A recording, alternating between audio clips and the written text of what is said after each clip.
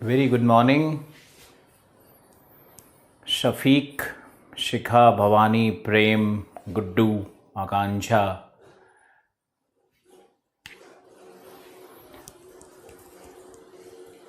आप लोग अपने कंप्लेंट्स को व्हाट्सएप नंबर पे डालिए, वहाँ से बार बार रोज़ कह रहे हैं आपको।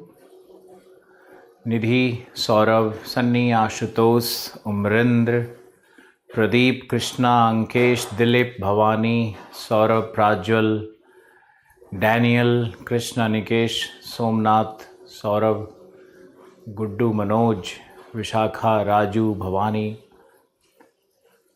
Thank you, nice looks, love you too. Suraj, thank you. Geeta, दुनिया में हर आदमी हैंडसम और हर आदमी बहुत सुंदर है। एक मैंने फिल्म देखी थी एलओसी फिल्म में एक थापा है जो कहता है कि मैं सुंदर नहीं दिखता, मैं अच्छा नहीं दिखता, लोग मुझे चिढ़ाते हैं। वो देश का सिपाही है और देश के लिए लड़कर जान भी देता है।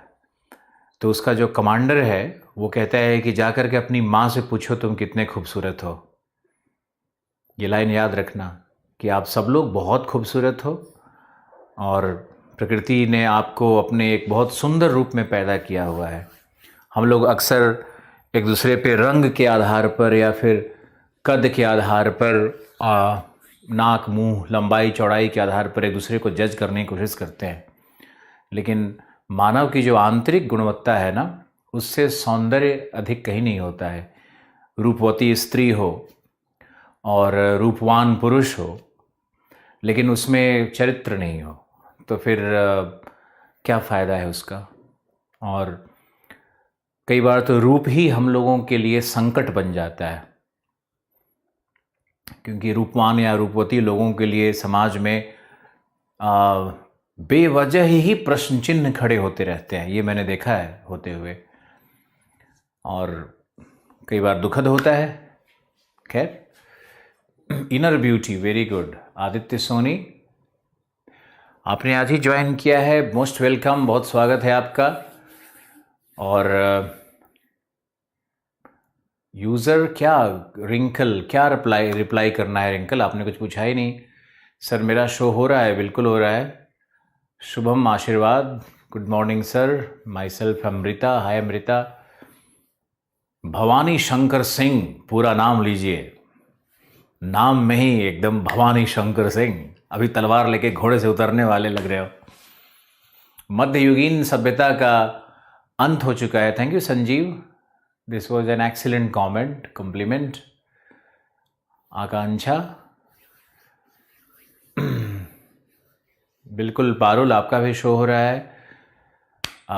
Good morning Deeksha, Dharmendra, Anshul, Saurabh. मन तो करता है कि अब इतने हजार लोग जुड़े हैं कि हजारों का लिस्ट तो बोलना बहुत मुश्किल है। ये तो अच्छा है कि कुछ लोग आते हैं मॉर्निंग में। रोहित गंगवार, भरत सिंह, कम से कम एक बार अपना नाम तो तुम लोगों को लिखना ही चाहिए, ताकि नाम देख करके भी तो मेमोरी बनता है, फीलिंग आता है लोग कहाँ से हैं, किस जगह से हैं, नाम से दिख जाता है। नितेश पांडे, बिल्कुल।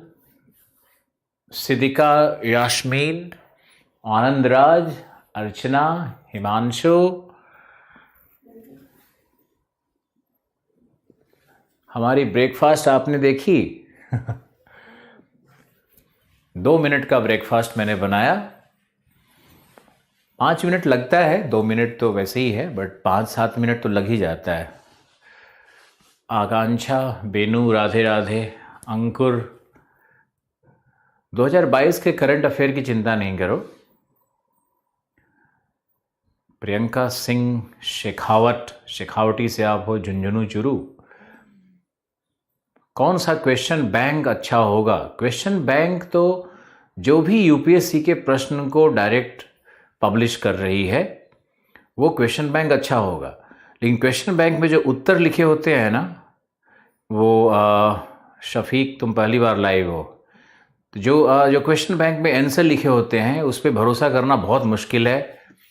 और आपको चाहिए कि यूपीएससी जो आंसर शीट निकालती है पीटी के प्रश्न का, या बीपीएससी या यूपीपीसीएस राजस्थान जो अपना आंसर शीट निकालती है, उसको देखने का कोशिश करो। तो वेबसाइट्स का यूज़ करो ना। अब वो टाइम धीरे धीरे ख़त्म हो रहा है जब हम लोग इस तरह से किताबों पे और मटेरियल्स पे बहुत ज़्यादा रिलाई करेंगे। वो टाइम धीरे धीरे ख़त्म हो रहा है। आने वाला जनरेशन्स तो शायद लिखे भी ना, वो तो शायद टाइप ही करे। वो लिखने का आर्ट ही हो सकता है कि ख़त्म हो जाए। कुछ हज़ारों साल बाद की बात की जा रही है। लोग तो ये भी कह रहे हैं कि, थैंक यू अमित, लोग ये भी कह रहे हैं कि हम लोग एक मेंटल कम्युनिकेशन करेंगे। जैसे मान लो कि हम आपको देखें और आप हमको देखें, तो कैसे पशु पक्षी आपस में कम्युनिकेट करते हैं। वो जानते हैं कि सामने वाला क्या कह रहा है, तो बिना शब्द कहे भी कम्युनिकेशन होता है। तो इस तरह से मेंटल कम्युनिकेशन भी, मानसिक संचार भी होगा और बहुत कुछ बदलने वाला है आने वाले टाइम में। करंट अफेयर का पीडीएफ नहीं मिला है सर। करंट अफेयर का पीडीएफ आज हम भिजवाते हैं, कोशिश करते हैं कि आज चला जाए। अभी से चिंता नहीं करो आगे के विषय में। थैंक यू प्रार्थना। ओके, टेलीपोर्ट, बिल्कुल सही। प्रेम चौरसिया सही लिख रहा है। करंट अफेयर का चलो, ओके, थैंक यू। इंटरेक्शन हो गया आपसे और हम लोग अब चलते हैं चाइना के ऊपर में। और चाइना पे आपने लिखना पढ़ना शुरू कर दिया है। तो ये आप देखो, ये हमारा चाइना का एक मैप। और हमने आज कुछ विशेष चाइना के मैप निकाले क्योंकि आपको कल समस्या हो रही थी। आपको प्रॉब्लम हो रहा था कि आप समझ नहीं पा रहे थे कि लोकेशंस का है। जैसे मैंने कल शांग्सी शेंगसी बोला था, तो आप देखो, ये हमारा शांग्सी है, ये हमारा सैंगशी है। तो सांगशी और सैंगशी यही कोयला का प्रोविंस है। इसमें साफ दिख रहा है ना। तो आपके ज़्यादा समझने के लिए, बेहतर दृश्यता के लिए हमने कुछ अलग मैप्स निकाले और आप इसको देखो और देखो कैसे है, क्या है। और चाइना के पूरे स्ट्रक्चर को समझेंगे। सबसे पहले तो हमने आपको दिखाया था कि ये हमारा है जो उत्तर पूर्वी भाग है, जिसको हम लोग मंचूरिया कहते हैं। ये भाग पूरा मंचूरिया है। मंचूरिया में इसमें साफ दिख रहा है कि 3 स्टेट्स सम्मिलित हैं। लेकिन आपको इतना नहीं याद रखना है। इतना स्टेट याद रखोगे फिर तो एक दिन पागल हो जाओगे। बिल्कुल नहीं। आपको सिर्फ इतना याद रखना है कि मंचूरिया है और मंचूरिया में सबसे प्रमुख, सबसे महत्वपूर्ण उत्पाद्य क्या है वहाँ का। तो उत्पाद्य में हमने आपको 2 बताया। पहला तो गाओलिन और सोयाबीन था, जो कृषि उत्पाद्य था। फिर हमने इंडस्ट्री और माइनिंग की बात की और लौह इस्पात उद्योग और जापान ने कैसे उपनिवेश बनाया। मकडेन ट्रायंगल क्या है, साउथ मंचूरिया क्या है, ये मैंने आपको बताया था। तो यही जो थर्ड है ना, इसी को हम लोग साउदर्न मंचूरिया भी कहते हैं। तो ये साउदर्न मंचूरिया चाइना का सबसे बड़ा, सबसे वृहत लौह इस्पात उद्योग का केंद्र यहीं मिलता है। लियाओनिंग प्रोविंस कहते हैं उसको। तो लियाओनिंग प्रोविंस में वो मकडेन ट्रायंगल है। इतना तक कल आपने पढ़ा था। अब यहाँ पर आपको एक छोटा सा झलक दिखा देते हैं चाइना का, कि चाइना को और कैसे हम लोग डिवाइड करेंगे। अब यहाँ देखो, ये जो हुबेई है, ये देखो, ये जो हुबेई प्रोविंस है, हुबेई प्रोविंस है। और सांगशी और ये जो सांगसी शेंगसी वाला ये पूरा भाग है। और हैनान है। और आनहुई से लेकर के हम लोग जब इस पूरे भाग को,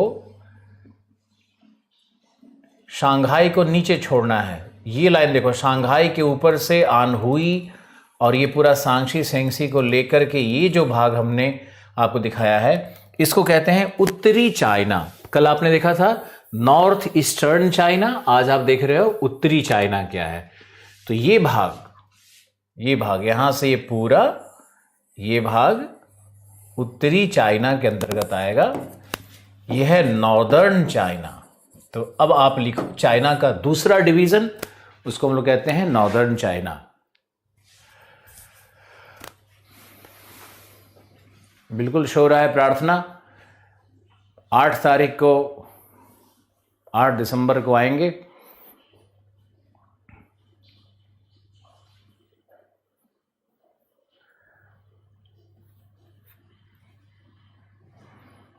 सुशील को नमस्कार। चलो ओके, तो ये जो हमारा पार्ट है ये नॉर्थ चाइना कहलाएगा। अब नॉर्थ चाइना का स्टडी किया जाए तो ये देखोगे तो छोटे छोटे स्टेट्स बने हुए हैं, और जितने भी बड़े शहर हैं, नगर हैं, चाहे यहाँ पे बीजिंग हो, ये बीजिंग कैपिटल यहाँ आपको दिख रहा होगा, बीजिंग कैपिटल यहाँ पे देखो, ये बीजिंग कैपिटल आपको दिख रहा होगा, और तियानजिन दिख रहा होगा। बीजिंग और तियानजिन ये दोनों को ट्विन सिटी कहते हैं। ये ट्विन सिटी कहलाता है। बीजिंग और तियानजिन दोनों मिलकर के ट्विन सिटी कहलाता है। तियानजिन पोर्ट है, यह है पोर्ट ऑफ बीजिंग। बीजिंग का पुराना नाम पेकिंग भी था। आप लिखते जाओ इन चीज़ों को, सिर्फ सुनो नहीं, छोटा छोटा जॉटिंग करते रहना चाहिए। ट्विन सिटी कौन है? Beijing plus Tianjin. तियानजिन एक पोर्ट सिटी है और बीजिंग कैपिटल है जिसका पुराना नाम पेकिंग भी था। पुराना नाम उसका पेकिंग भी था।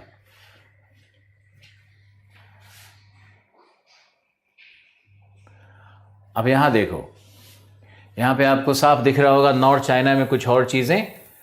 तो नॉर्थ चाइना में लिखो, नॉर्थ चाइना में लौह अयस्क कहाँ मिलता है? तो ये जो भाग है ना, ये कहलाता है शानडोंग पेनिनसुला।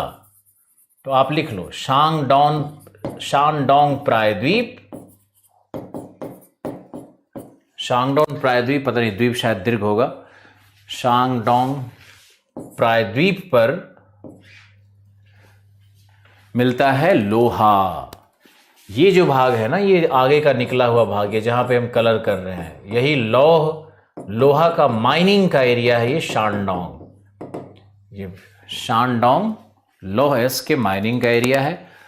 और लोहा हुबेई में भी मिलता है, यहां भी लोहा है। तो लोहा का एक और माइनिंग सेंटर हुबेई है। अब कितना अच्छा है देखो, शांगसी शेंगसी में कोयला, हुबेई शानडोंग में लोहा, और यहां भी लौह अयस्क, और सारे लौह इस्पात इंडस्ट्री यहीं पे, जो हमने मकडेन ट्रायंगल बताया, साउदर्न मंचूरिया बताया, वहां पर लौह इस्पात उद्योग विकसित हुए। तो लौह इस्पात उद्योग का संबंध किन दो मुख्य अयस्क से होता है, किन दो मुख्य खनिजों से होता है?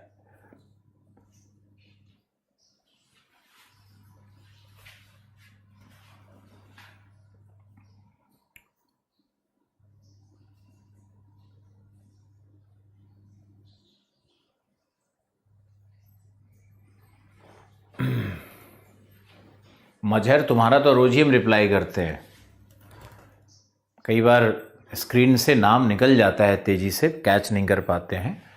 आप लोग लिखते रहो, इस चक्कर में मत पड़ो।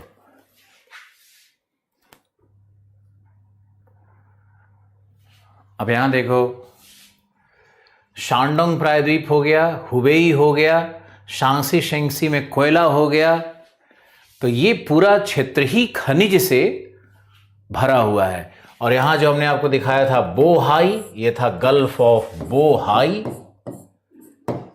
HAI, Bohai. यहां पर है पेट्रोलियम, तो याद रखना यहां पर पेट्रोलियम भी मिलता है। शानडोंग में भी पेट्रोलियम मिलता है, शानडोंग पर भी पेट्रोलियम है। तो ये पेट्रोलियम का एरिया है जहां पर हमने डॉट्स आपको दिखाए। इस भाग में पूरे इस गल्फ के चारों तरफ पेट्रोलियम का रिजर्व है, यानी नॉर्दर्न चाइना में पेट्रोलियम का रिजर्व मिलता है।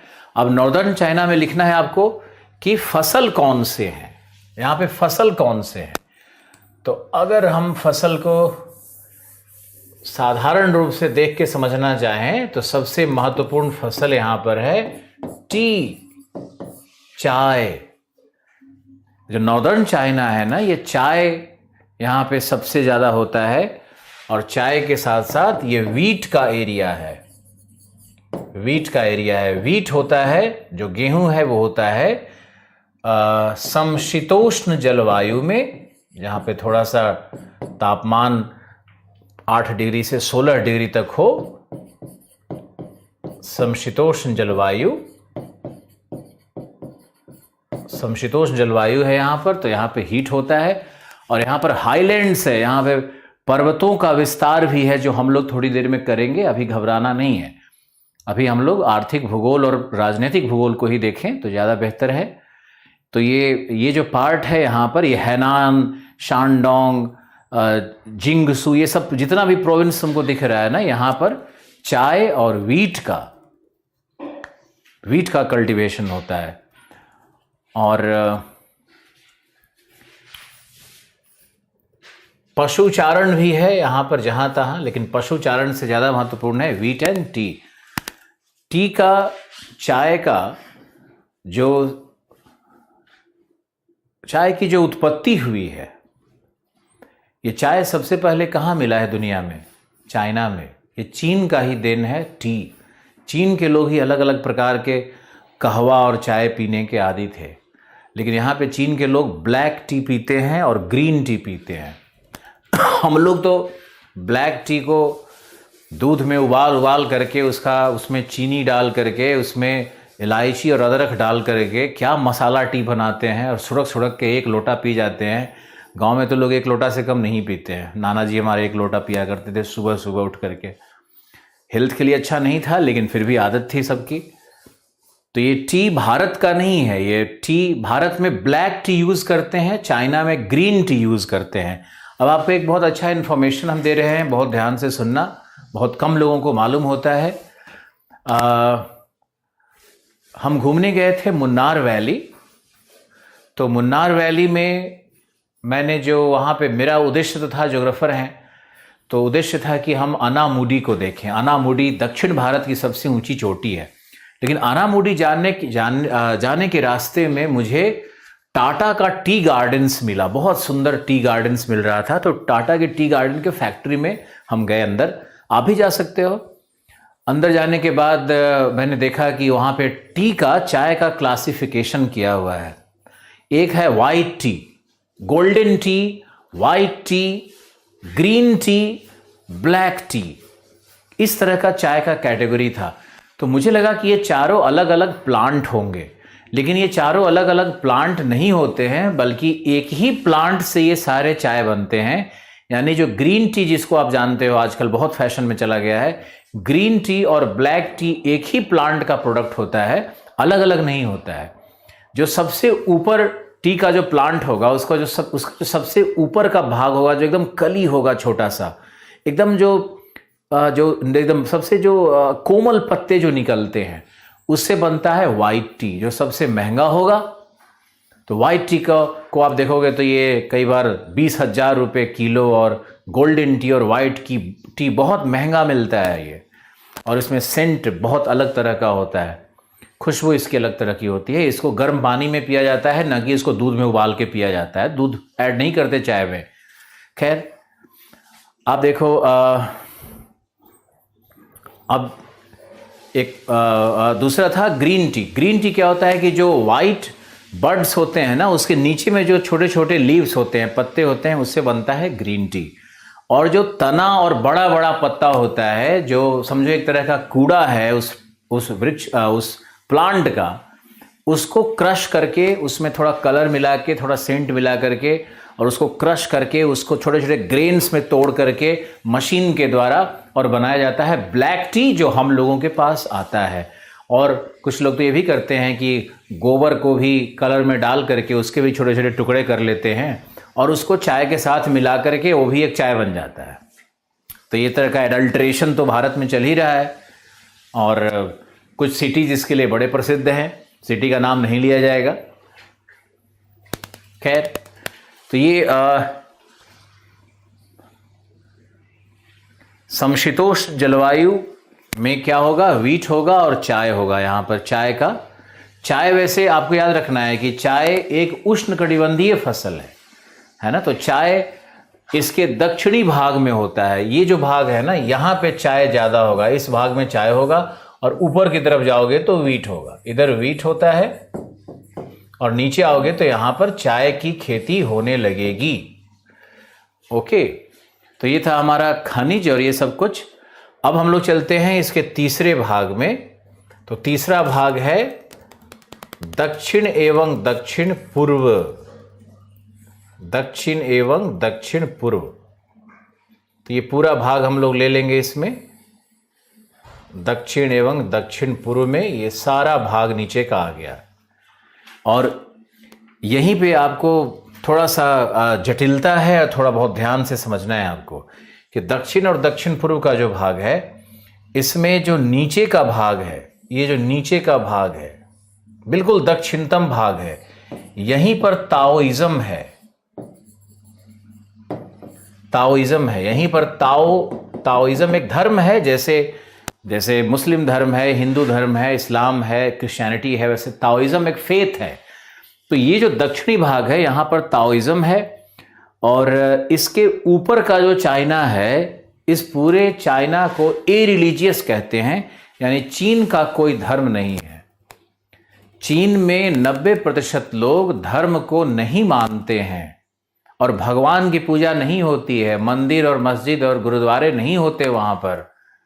वहां पे जो सरकारें हैं वो कहती हैं कि आर्थिक क्रियाओं को और मानववाद को, इन दोनों को ही मान करके चलना है। और किसी भगवान की पूजा, किसी व्यक्ति की पूजा, किसी प्रॉफिट से एफिलिएशन, कोई राम कृष्ण का भजन, कोई सूफी संत का कव्वाली, ये सब कुछ नहीं होता चाइना के अंदर में। आपको ये बात आपको ये बात समझनी होगी। समझे आप? तो ये चाइना एक ए रिलीजियस कंट्री है जहां धर्म का कोई महत्ता नहीं है। और ये गैर धार्मिक देश आपको इस कह सकते हो। यानी दुनिया के लगभग 1.5 बिलियन लोग भगवान को नहीं मानते, भगवान की सत्ता को नहीं मानते। और ये सारे लोग चाइना में मोस्टली रहते हैं। और चाइना आर्थिक प्रगति बहुत तेजी से कर रहा है। हमारे यहाँ भगवान भरोसे सब कुछ चल रहा है।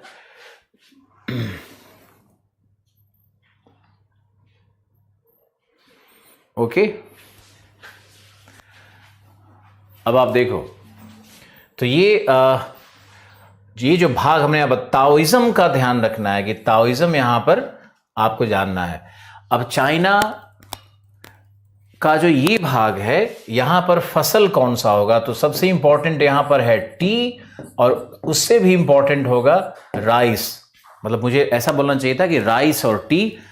ऊपर में यहां पे आओगे, ये मध्य वाले भाग में सेंट्रल चाइना जैसा लग रहा है हम ये। तो सेंट्रल चाइना में ये अगर नीचे ताओइज्म वाले भाग को छोड़ दो तो ये साउदर्न हो गया और ये सेंट्रल हो गया। तो सेंट्रल चाइना में 2 फसल मुख्य रूप से हैं। पहला है टी, दूसरा है शुगर केन, और ऑब्वियसली राइस भी वहां पर होता है। तो ये 3 फसल हैं। और नीचे आओगे, बिल्कुल दक्षिणी भाग में आ जाओगे, साउदर्न चाइना में, ये है तुम्हारा सेंट्रल चाइना। और अगर साउदर्न चाइना में आओगे निचले वाले भाग में, तो यहां पर है राइस। ये राइस की खेती की जाती है इस भाग में। समझ गए? तो ये राइस की खेती।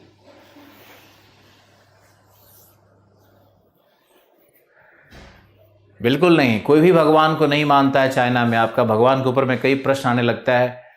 बुद्धिज्म यहां पर नहीं है, बुद्धिज्म नहीं है दीपक आर्या। ये एक मीथ है लोगों का। बहुत 1% चाइनीज लोग भी नहीं है जो बुद्धिज्म को फॉलो करते हैं। बुद्धिज्म तिब्बत में है। अब तिब्बत को चाइना का अंग माना जा रहा है, तो बुद्धिज्म तिब्बत में हो गया, कुछ प्रोविंसेस में हो गया। अभी हम बात करेंगे डिटेल से। चाइना में बुद्धिज्म नहीं है, बहस नहीं करो। चाइना ए रिलीजियस है, भगवान को नहीं मानते वहां पर, धर्म की सत्ता नहीं है वहां पर। और जब आइंस्टीन ने कह दिया कि भगवान नहीं है, तो तुम और तुम्हारे पड़ोसी और तुम्हारे जो लोग हैं आसपास में, उनके भजन गाने से कुछ नहीं होगा। सबसे बड़ा भगवान कौन है पता है तुमको? सबसे बड़ा भगवान वो है जो तुम्हारा दोस्त है, जो तुम्हारा हितैषी है, जो तुम्हारी मदद कर रहा है, असली भगवान वही है, साक्षात भगवान वही है, और कोई भगवान नहीं है। ओके भाई, हम नहीं कह रहे हैं, आइंस्टीन जैसे बड़े बड़े लोग कह गए, बुद्ध कह गए। बुद्ध से जब आनंद ने पूछा कि भगवान है क्या, बुद्ध जैसे विद्वान से 14-15 साल तपस्या किया, कोई राम कृष्ण, कोई शिव विष्णु, कोई नहीं आया उनके पास कि बेटा आशीर्वाद मांगो, कोई नहीं आया। तो बुद्ध इतने वर्ष तपस्या के बाद जब राधा के हाथ से, या क्या नाम था उसका, राधा के हाथ से खीर खाते हैं, और जब उनकी आत्मा संतुष्ट होती है, जब उनकी जिह्वा और उनका उनकी अंतरात्मा संतुष्ट होती है, तब जाकर के उनको ज्ञान प्राप्त होता है। तब उन्होंने आनंद को कहा कि भगवान है या नहीं मालूम नहीं, मध्यम मार्ग में चले गए। न तो भगवान की सत्ता को मना कर रहे हैं, न वो मान रहे हैं, बीच में चले गए। पूछा गया आत्मा क्या है, तो आत्मा की सत्ता को भी वो बीच में मध्यम मार्ग में चले गए हैं कि आत्मा है या नहीं है, तो उसके बीच में चले गए कि वो नहीं है शायद, पता नहीं, नहीं है शायद, मुझे तो नहीं मिला। बुद्ध साफ कह रहे हैं कि मुझे तो नहीं मिला। सुजाता नाम था उसका, राधा नहीं, सुजाता के हाथ से खीर खाया था। बोध गया में जिस वृक्ष को बाद में शशांक नामक एक शैव था जिसने कि काट दिया था उस वृक्ष को। ये जो वृक्ष अभी बोध गया का है वो अलग वृक्ष है, वो पुराना वृक्ष नहीं है, पौराणिक वृक्ष नहीं है। समाज को चलने के लिए आस्था की जरूरत नहीं होती है, समाज को चलने के लिए नियम कानून संविधान की जरूरत होती है। आप गलत समझ रहे हो। समाज को चलाने के लिए आस्था को, जितने समाज आस्था से चल रहे हैं वो सब समाज डूब रहे हैं। आप ट्राइबल समाज को देखो, ट्राइबल समाज आस्था से चलता है, प्रगतिशील नहीं होता। आप पश्चिम एशिया को देखो, अगर वहां पेट्रोलियम का पेट्रो डॉलर को हटा दिया जाए तो क्या हालत हो जाएगा वहां के देशों का, फिर वही मध्ययुगीन सभ्यता में लौट आएंगे। आपने देखा कि मध्य एशिया में या इन देशों ने क्या कोई साइंस दे दिया दुनिया को? क्या आस्था साइंस दे देती है? आस्था अंधविश्वास को उत्पन्न करती है, इसका ध्यान रखो। ये तो धन्य है यूरोपियन लोग जिन्होंने एक एक ये बल्ब से लेकर के ये जो टेक्नोलॉजी है ना, ये धार्मिक लोगों ने नहीं दिया है। धार्मिक लोग इसका यूज करते हैं सिर्फ, या कहो मिसयूज करते हैं इसका सिर्फ। भाषण देंगे, सुबह उठ करके संस्कार चैनल खुल गया, बाबा आकर के भाषण दिए जा रहे हैं। अरे अगर अपने मन को सार्थक कर्म में तुम लगाओगे तो वैसे ही मन प्रसन्न चित्त रहता है। उसके लिए किसी भी आस्था की कोई जरूरत नहीं है। खैर, आस्था अंधकार की ओर ले जाती है।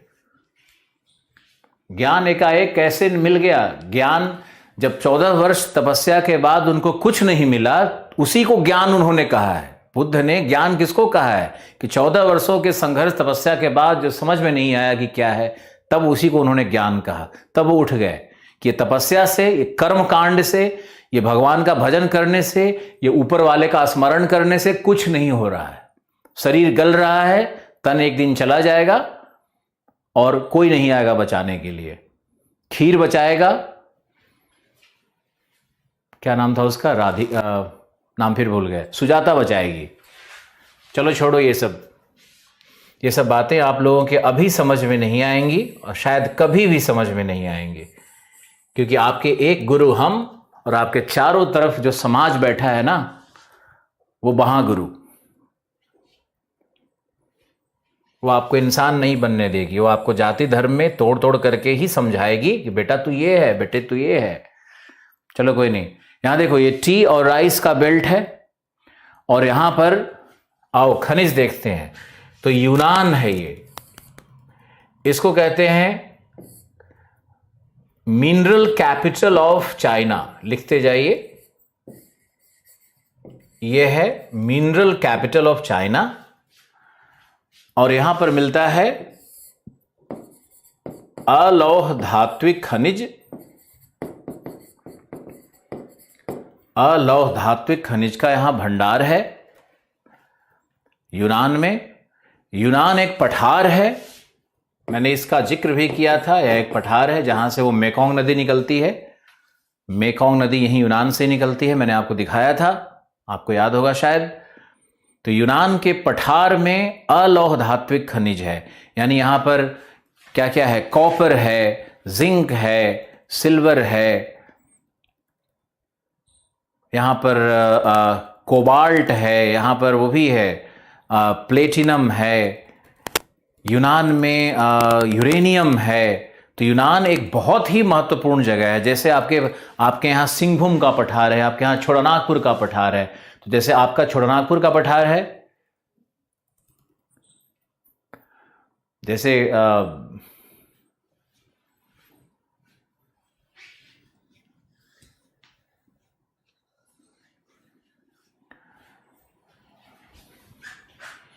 जैसे भारत में छोटानागपुर का पठार है, वैसे ही यूनान का पठार है, जो खनिज के लिए पूरे चाइना में सबसे महत्वपूर्ण है। यूनान को याद रखना है, यूनान भूलना नहीं है।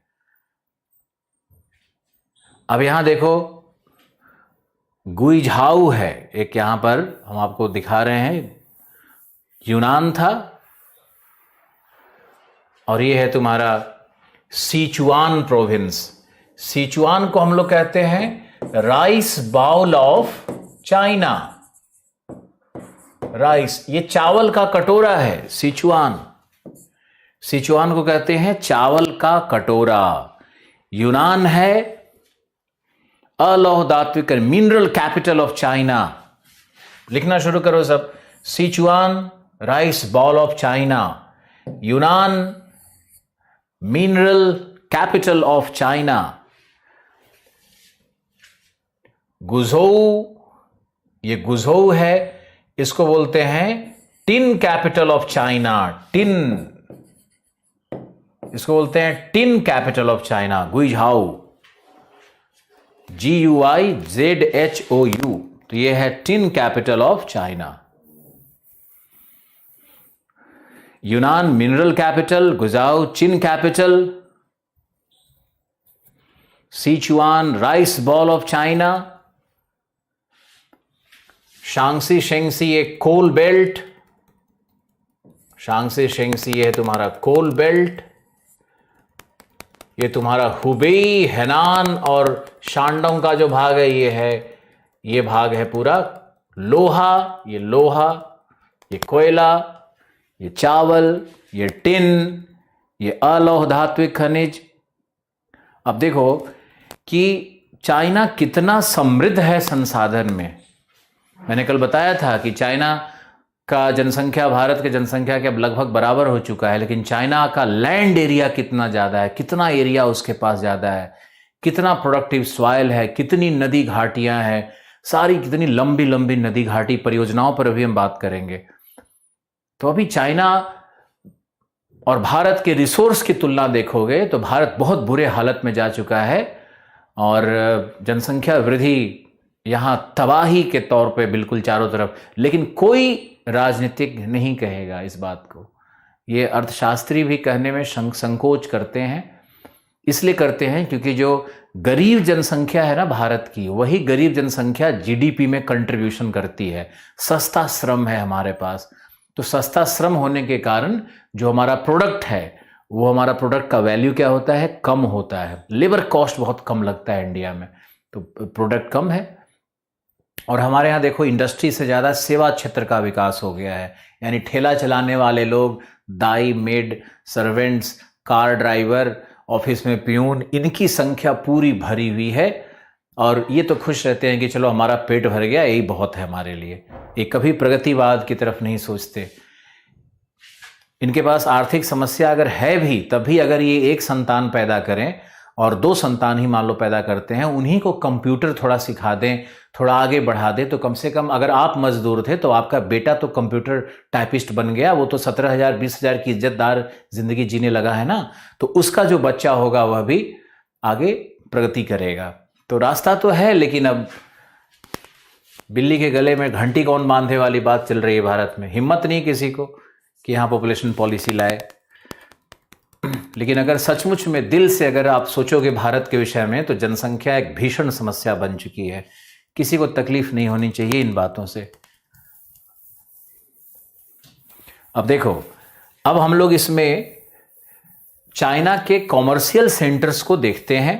फसल देख लिया, मिनरल्स देख लिया, चाइना के कॉमर्शियल सेंटर को देखेंगे। तो तियानजिन और बीजिंग 2 यहां पे हुआ। शांघाई देखो यहां पर है, शांघाई जो चाइना का सबसे विशालतम नगर है, शांघाई, वो यहां पर है। मध्य चाइना कहते हैं इसको, सेंट्रल चाइना का पूर्वी भाग है, सेंट्रल ईस्ट चाइना है ये शंघाई। मनमोहन सिंह ने कहा था कि मुंबई को हम शंघाई बना देंगे। आप अगर चले जाओगे ना शंघाई, तियानजिन, बीजिंग, छोटे छोटे शहर को, यहीं पे वुहान प्रोविंस है, अभी इसमें नहीं है, हम दूसरे वाले में दिखाएंगे, जहां से कोरोना शुरू हुआ वो भी आपको दिखाएंगे। ओके, तो ये जो शंघाई है, ये शंघाई यहाँ का सबसे बड़ा, यहाँ का कॉमर्शियल कैपिटल कहलाता है। यहाँ का ये कॉमर्शियल कैपिटल है।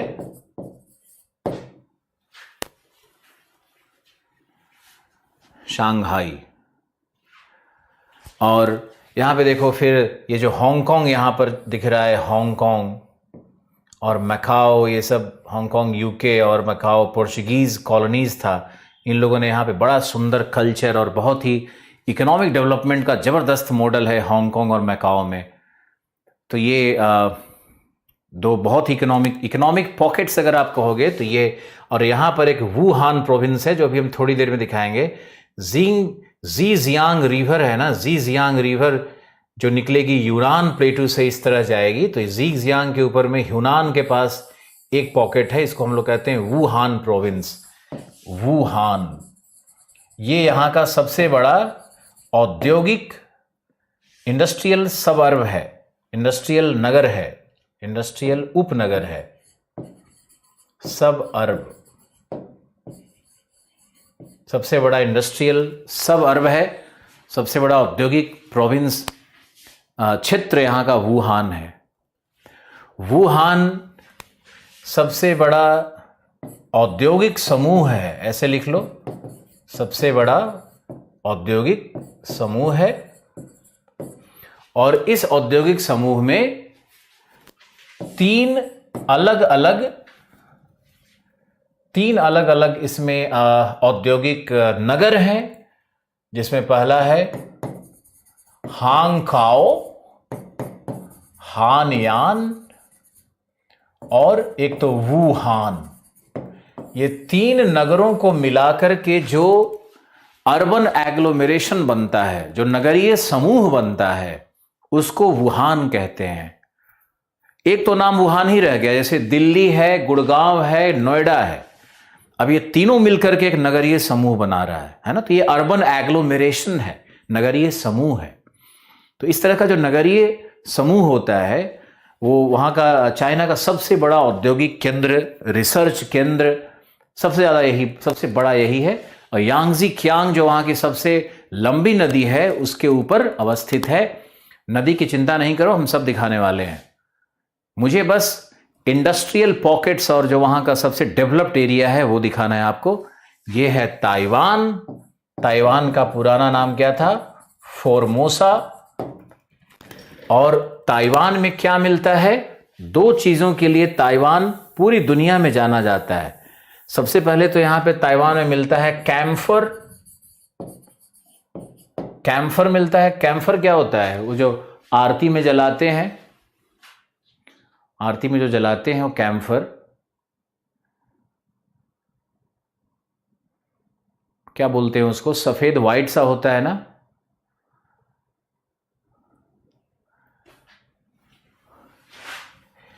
और दूसरा है याओलिंग चाय। याओलिंग चाय। तो यहां पर कैम्फर और याओलिंग चाय दो चीजें मिलती। कपूर, बिल्कुल कपूर नहीं कहते, कर्पूर कहते हैं। कर्पूर मतलब उसी का अपभ्रंश है, कपूर हो जाता है। Okay okay, thank you thank you thank you thank you thank you. बस बहुत लोगों का आ गया। तो कैम्फर और आओलिंग, आओलिंग चाय, ताइवान में ये दो बहुत फेमस चीज़ है। ताइवान इसका एक्सपोर्ट करता है, बड़ा एक्सपोर्टर है इन चीज़ों का। और मैकाओ और हांगकांग है, ये आंत्रपौत हैं। अगर आपको आंत्रपौत याद होगा तो अच्छा रहेगा। मैंने आपको पढ़ाया हुआ है कि आंत्रपौत क्या होता है। ENTREPOT। अंतर्राष्ट्रीय बंदरगाह और अंतर्राष्ट्रीय व्यापार केंद्र है हांगकांग और मैकाओ। ओके, तो ये था हमारा चाइना का आर्थिक शक्ति का जो केंद्र है चाइना के अंदर में, उसको आप देख रहे थे। और अब आपको हम दिखाते हैं एक अलग दृश्य जिसमें चाइना के राजनीतिक संरचना को भी देखा जाए। थोड़ा सा चाइना की राजनीतिक संरचना को देखोगे तो आईआर पढ़ने में मदद मिलेगी, और अब तुमको आईआर और इंडिया से डिस्प्यूट और इंडो चाइना रिलेशनशिप सब बहुत समझ में आएगा। तो चाइना में चाइना का दो डिवीज़न है, चाइना का दो डिवीज़न है। एक कहलाता है हान चाइना, हान चाइना, और दूसरा है नॉन हान चाइना। जो हान चाइना है उसकी भाषा है मैंडरिन, मैंडरिन।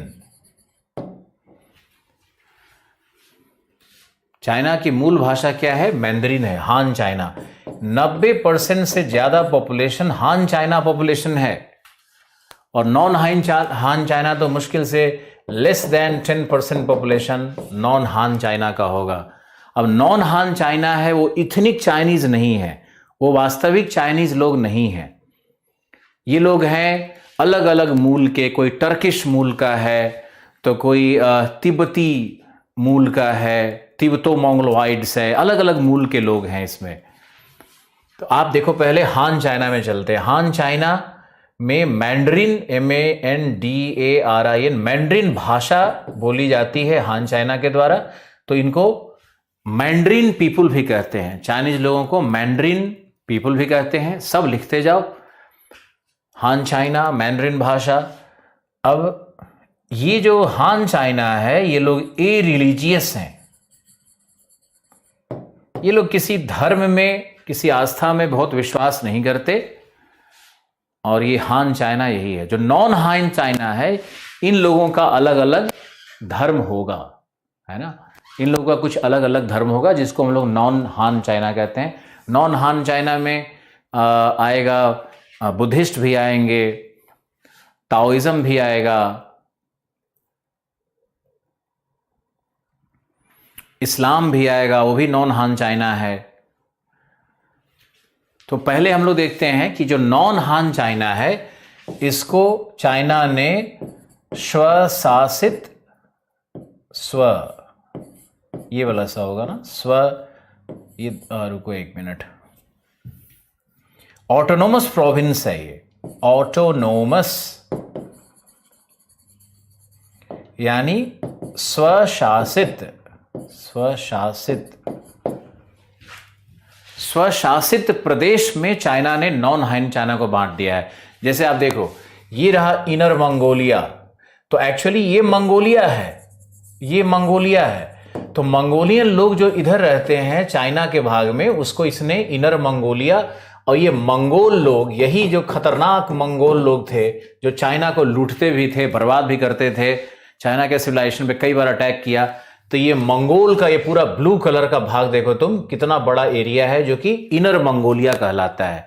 तो ये इनर मंगोलिया हो गया। अब ये जैसे जिंगजियांग है, इनर मंगोलिया मंगोल्स हो गए, जिंगजियांग प्रोविंस है, इसको कहते हैं चाइनीज टर्किस्तान, चाइनीज टर्किस्तान।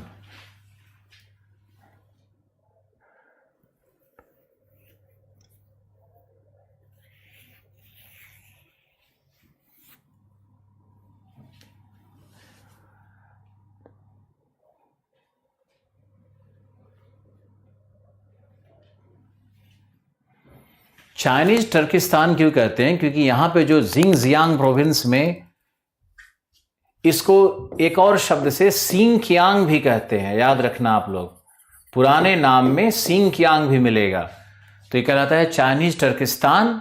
और यहां पर जो धर्म है वो इस्लाम है, इस्लाम धर्म है। और यहां पर जो जनजाति रहती है उसको युघूर कहते हैं, युघूर कहते हैं, युघूर जनजाति यहां पे रहती है। और एक और जनजाति है जुंगारियन, जुंगारियन जनजाति रहती है। आप लोग बहुत शांति से और ध्यान से इसको देखते रहो कि जिंगजियांग या सिंकियांग लिखते भी रहो, जिंगजियांग, सिंकियांग एक ही प्रोविंस है, एक ही नाम है। और जिंगजियांग को कहते हैं चाइनीज टर्किस्तान। टर्क लोग यहाँ पे रहते हैं, इस्लामिक लोग हैं यहाँ पे। और जो जनजाति है उसको कहते हैं युघूर, ये युघूर ट्राइब है। और युघूर ट्राइब के साथ एक और ट्राइब रहता है जुंगारियन। तो युघूर ट्राइब और जुंगारियन ट्राइब इस जिंगजियांग के भाग में रहता है। और ये और यहाँ पर कई जगह हैं, जैसे पेट्रोलियम कहाँ मिलेगा, चाइना का ये भाग डेजर्ट है कि कैसा है, हम लोग भौतिक भूगोल में इसकी बात करेंगे। अभी याद रखो कि सिर्फ इंट्रोडक्शन चल रहा है चाइना का, अभी और अंदर में जाएंगे, इसके भौतिक मैप में भी जाएंगे और जिंगजियांग के विषय में और भी डिटेल बताएंगे। यहाँ देखो, तो ये इस्लामिक स्टेट का डिमांड करने लगा। ये तो एक पता नहीं क्या है कि जहाँ भी मुस्लिम पॉपुलेशन ग्रो करता है वहाँ पर अलग स्टेटहुड का डिमांड शुरू हो जाता है। तो ये तो अच्छा नहीं है किसी भी पर्सपेक्टिव से देखोगे। दुनिया में तो सारे भाग जो दुनिया में रक्त रंजित हैं वो कहीं न कहीं ये इस्लामिक स्टेट बनाने की कोशिश और पुराने कानून को लगाने की कोशिश और एक धारा में चलने की कोशिश, तो ये कितना सार्थक है, कितना सही है, ये तो पूरे मानव समुदाय को ही सोचना होगा। रोहिंग्या का भी जो प्रॉब्लम था वो यही था और इसी कारण रोहिंग्या को वहाँ पर लोग मारने भी लगे। और फिर रोहिंग्या जो कि माइनॉरिटी थे वहाँ से निकल करके भागे।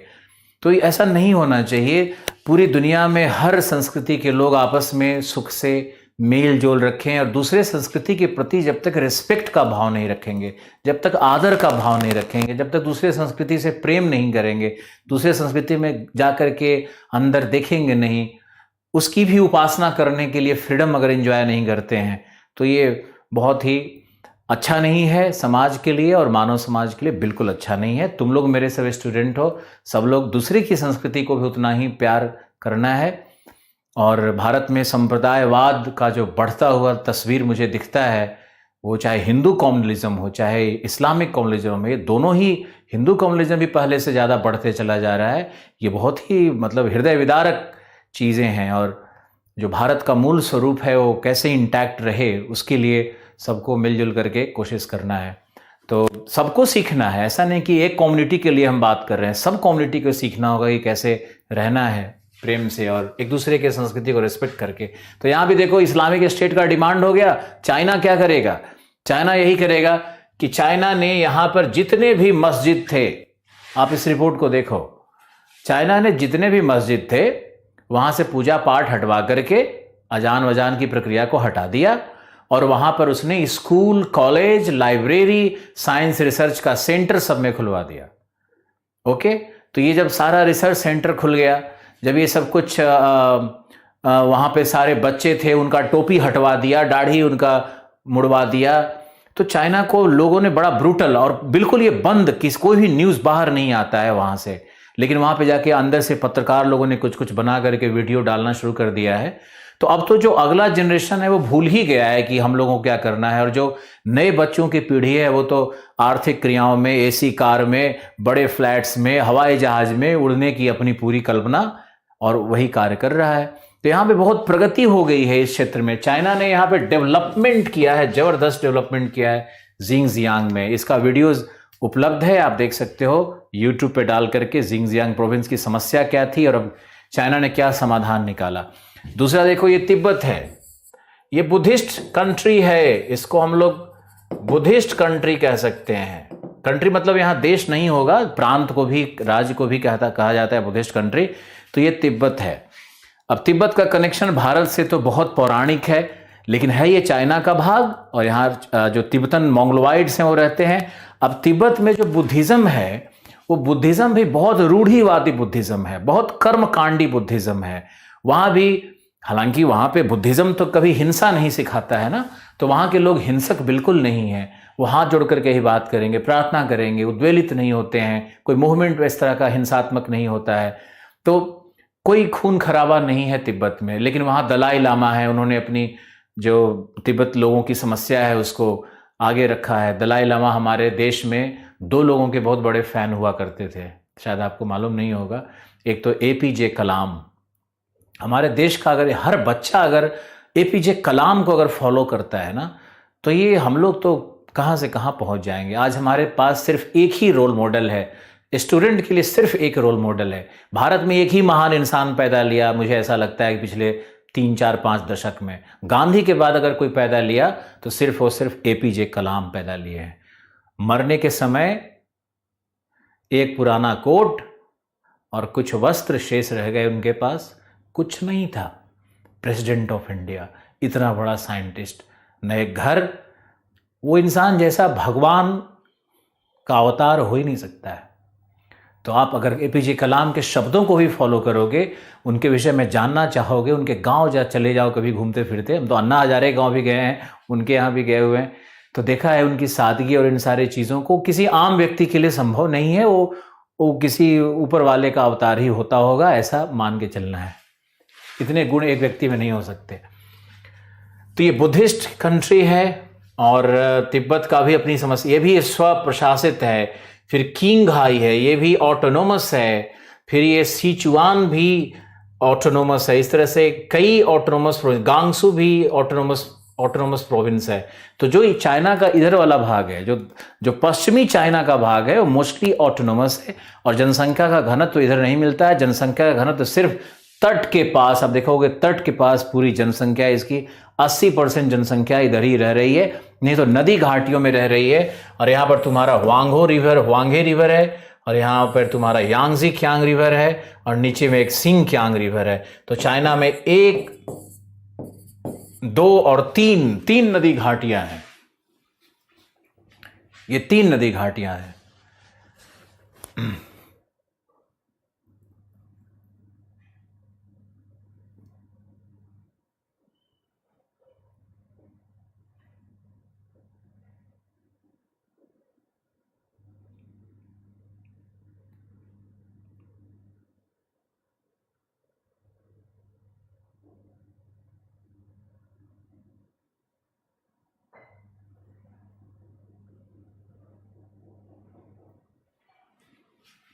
ओके,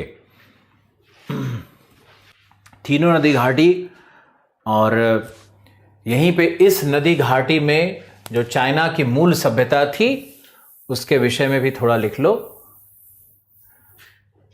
तो चाइना की मूल सभ्यता जो यहाँ वांगहो नदी में निकली थी, इनर मंगोलिया वाले इस भाग में जो सभ्यता बनी थी, इसका नाम था कसगर। मंगोलिया की सभ्यता भी कहते हैं इसको, और खोटान। कसगर और खोटान यहाँ पर 2, जैसे भारत में कैसे इंडस हड़प्पा सिविलाइजेशन था, कैसे मेसोपोटामिया था, उसी तरह से कसगर और खोटान 2 सिविलाइजेशन यहाँ पर बने हुए हैं।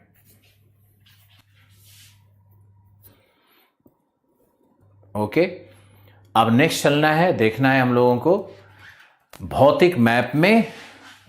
और भौतिक मैप में अब आप निकालो एटलस, और अब चाइना को देखते हैं। सब लोग एटलस निकालो। तिब्बत को चाइना से अलग करने की कोई जरूरत नहीं है। तिब्बत को नेहरू जी पहले प्रधानमंत्री थे दुनिया के, जिन्होंने तिब्बत को घोषित कर दिया कि यह चाइना का एक अभिन्न अंग है। तो भारत इस पॉलिसी को नहीं मानता है।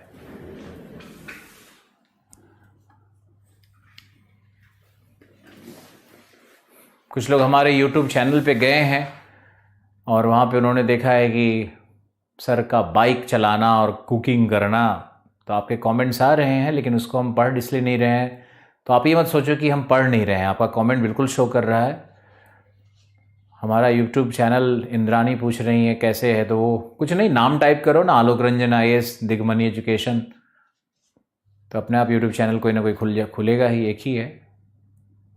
मेरा YouTube चैनल तो अभी कुछ 1 महीने 2 महीने पहले ही मैंने लॉन्च ही किया है, जिसमें मोटिवेशन और नॉलेज और UPSC के साथ साथ हेल्थ, फूड, लाइफ, ज़िंदगी, घूमना, सब कुछ उसमें होना चाहिए मेरे हिसाब से, क्योंकि एक टीचर एक रोल मॉडल होता है। और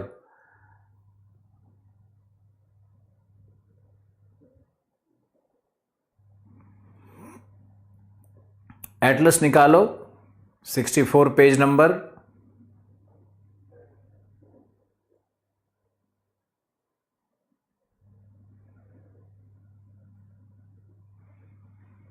दिग्मणि मतलब क्या होता है? दिग्मणि का मतलब होता है सूर्य, जो दिशाओं का मणि है।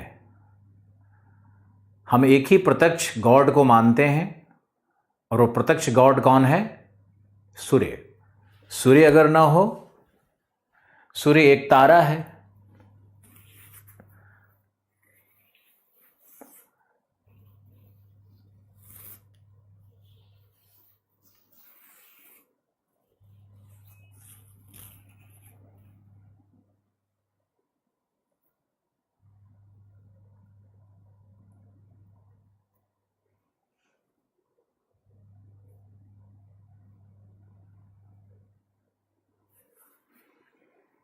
ठीक है Mazhar, I am very proud of you. Mazhar लिख रहा है कि मुझे अब ज्योग्राफी अच्छे समझ में आ रही है।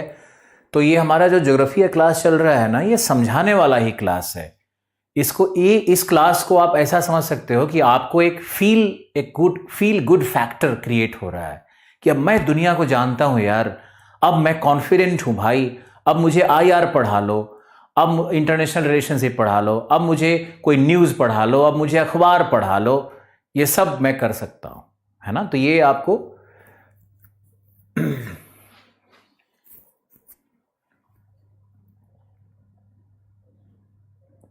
करंट अफेयर की तैयारी, आपको करंट अफेयर की तैयारी क्या है, उसको पढ़ते रहना है, चाहे 2024 में एग्जाम दो या 30 में। पढ़ने की आदत तो डालनी पड़ेगी ना। ऑक्सफोर्ड में 75 पेज। ओके प्रतिभा, एक डाउट क्लास रखा जाएगा, बिल्कुल रखा जाएगा डाउट क्लास।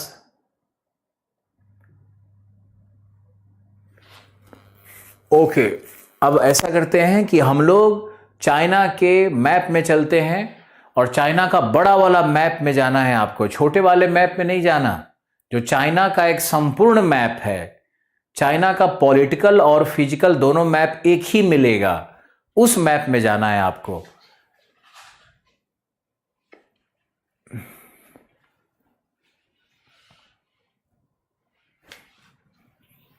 अभी कैलाश पर्वत भी दिख जाएगा।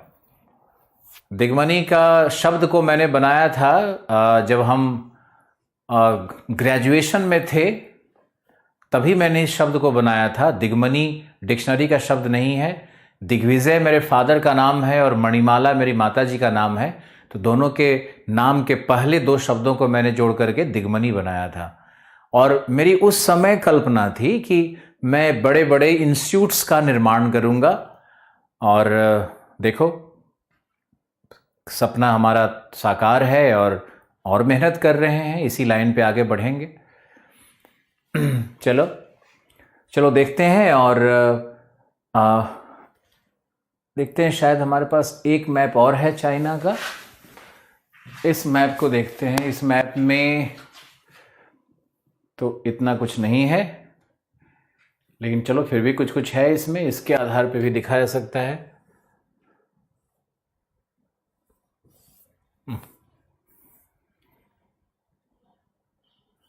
अरे मेरे भाई,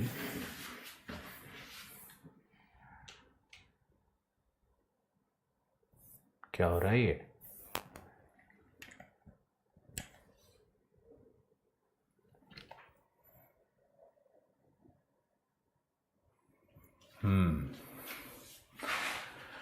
तो चाइना का ये मैप है।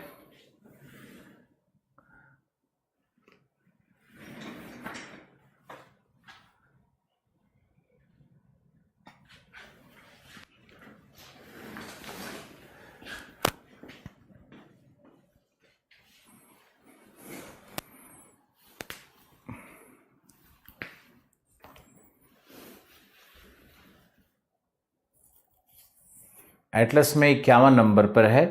आपको मेरा फेस दिख रहा होगा, इतने से ही आप संतुष्ट रहो अभी। और हम लोग मैपिंग शुरू करते हैं। सबसे पहले देखते हैं, हिमालय के उत्तर चलते हैं। तो हिमालय के उत्तर में तिब्बत का पठार है। आपको मिला या नहीं मुझे यस लिख करके बताना।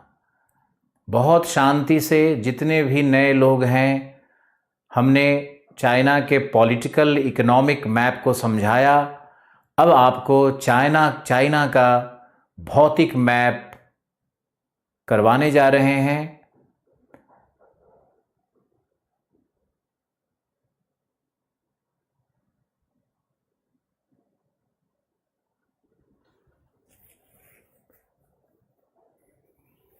ओके,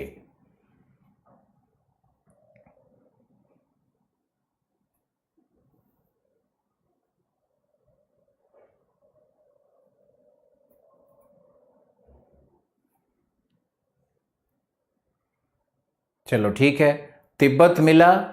अब तिब्बत के पठार पर अगर आप देखोगे पश्चिम की ओर, ध्यान से सुनोगे तभी दिखेगा, तिब्बत के पठार पर पश्चिम की ओर, पश्चिम मतलब आपके बाएं हाथ की ओर। हम इसको बोर्ड पे नहीं दिखाएंगे क्योंकि आपको खुद प्रैक्टिस करना है।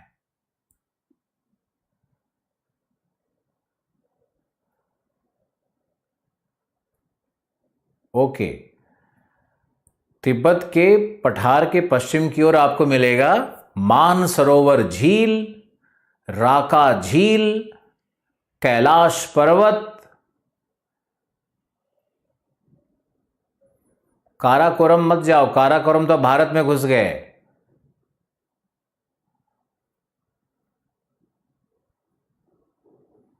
मानसरोवर झील, राका झील,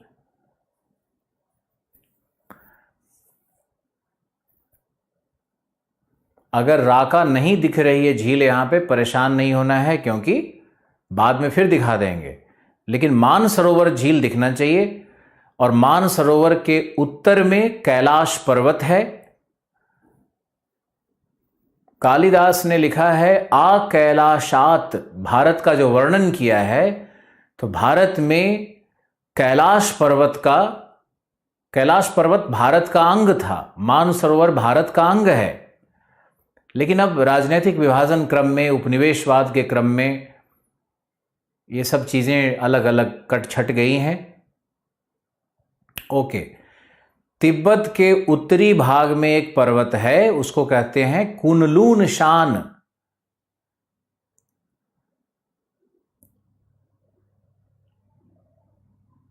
कुनलून शान,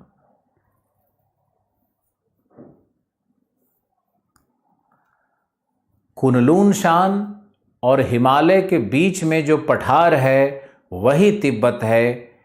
यानी तिब्बत की उत्तरी सीमा कुनलून शान है और उसकी दक्षिणी सीमा हिमालय बनाती है।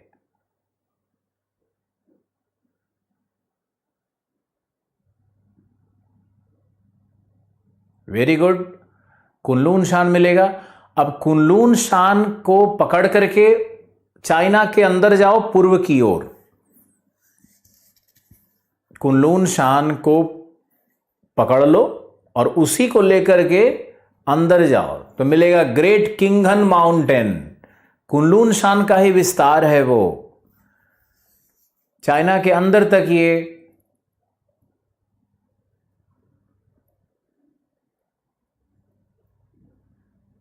चाइना के अंदर तक ये चला जाएगा पर्वत। कुनलून शान छोटा नहीं है, बहुत ही लंबा है। अब कुनलून शान पर्वत हिमालय से पुराना है। हिमालय की उत्पत्ति हुई लगभग 25 से 45 मिलियन वर्ष पूर्व, आगे पढ़ाएंगे आपको। जबकि कुनलून शान की उत्पत्ति हुई, जो कुनलून शान पर्वत है उसकी उत्पत्ति हुई है लगभग 300 मिलियन वर्ष पूर्व, है ना।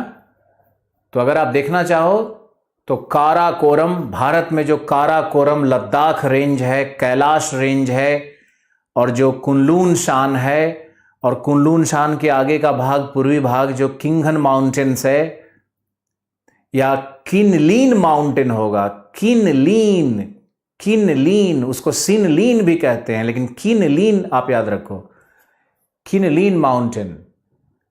कृप्ति को कुछ नहीं मिल रहा है, वेरी गुड। कौन सा मैप लेके बैठ गए हो आप? चलो कृप्ति फिर से करते हैं, जितने लोगों का छूट रहा है वो फिर से देखो, मैपिंग को रिवाइज करवाते हैं, रिपीट कर रहे हैं। आपके सुख में मेरा सुख है, आपके सीखने में मेरी खुशी है। फिर से करो। हिमालय के उत्तर में तिब्बत, तिब्बत के पश्चिमी भाग में 2 झील, मानसरोवर और राका। मानसरोवर से पश्चिम जाओगे तो मिलेगा राका, पश्चिम दक्षिण पश्चिम।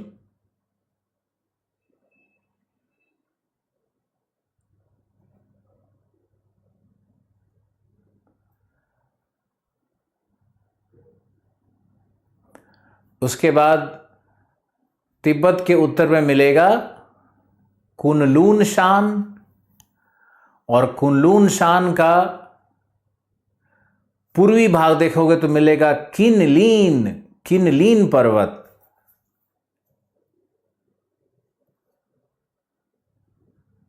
पेज नंबर 64 में सब है। किनलीन शान और डाटोंग रेंज।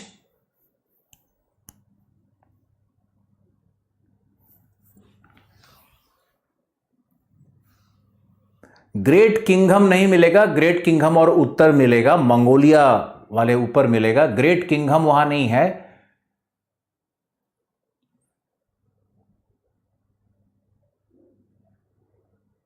किनलीन मिलाओ के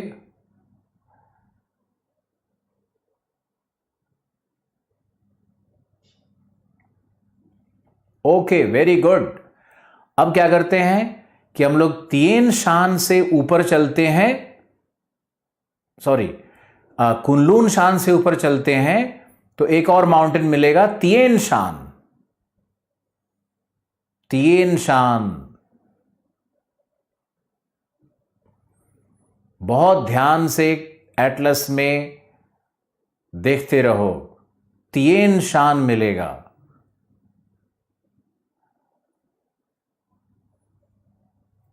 तिएन शान मिला।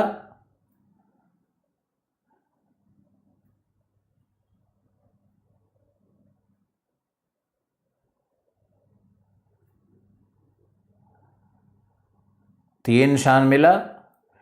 ओके, तो तिएन शान और कुनलून शान के बीच में एक बेसिन है, बहुत फेमस बेसिन है, कैदाम बेसिन या सैदाम बेसिन, दोनों सही है। कैदाम भी पढ़ते हैं, सैदाम भी पढ़ते हैं।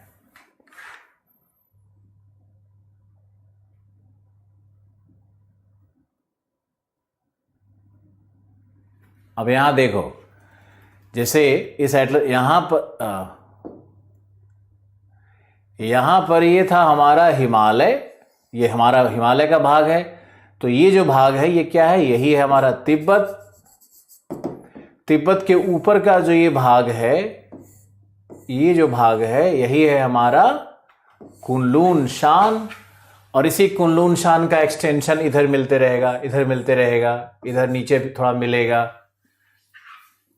तो इसी को हमने किनलीन माउंटेन, ये किनलीन माउंटेन बन जाता है। और बहुत टुकड़े टुकड़े में माउंटेन बना हुआ है ना, तो कहीं भी तुमको यहां किनलीन मिलेगा, किसी को ऊपर किनलीन मिलेगा, किसी को थोड़ा इससे नीचे मिलेगा, ये सब किनलीन ही है। घबराओ नहीं, किनलीन कोई एक जगह का एक पॉइंट नहीं है, वो पूरे रेंज को किनलीन कहते हैं। जब यहां पर पूरे हिमालय को हम दिखा सकते हैं, इतने में हिमालय है, तो किनलीन भी तो इतने में हो सकता है ना। लॉजिक लगाओ, तर्क लगाओ थोड़ा। तो ये है हमारा कुनलून शान। और सैदाम बेसिन मिला आपको?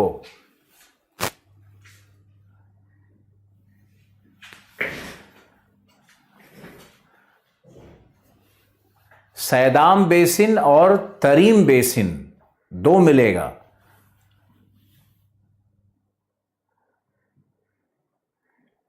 कैदाम पढ़ लो, सैदाम पढ़ लो, एक ही बात है। कैदाम बेसिन और तरीम बेसिन।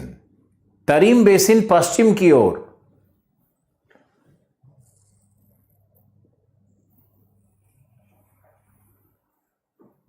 तरीम बेसिन पश्चिम की ओर, सैदाम बेसिन उससे थोड़ा दक्षिण पूर्व की ओर,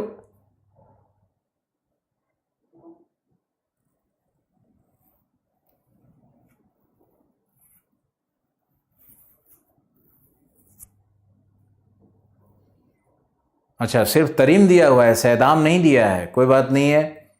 तरीम बेसिन को ही देखो। तरीम बेसिन में लौपनोर एक जगह है, लौपनोर। लौपनोर देखो।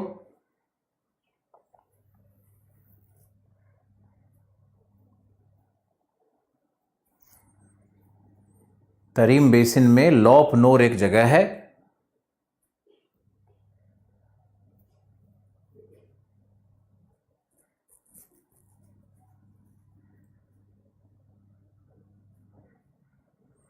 लौपनोर को कहते हैं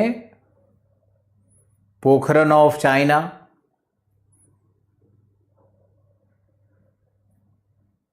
पोखरन ऑफ चाइना।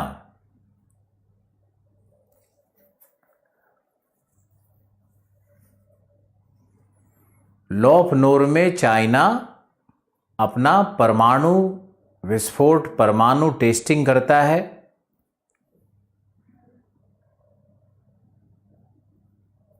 तो लौपनोर कोशिश करो देखने का।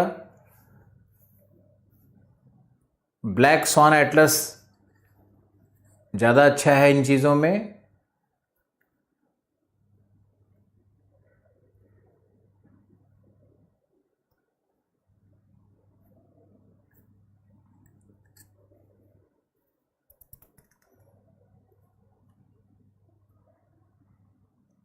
लौपनोर में चाइना।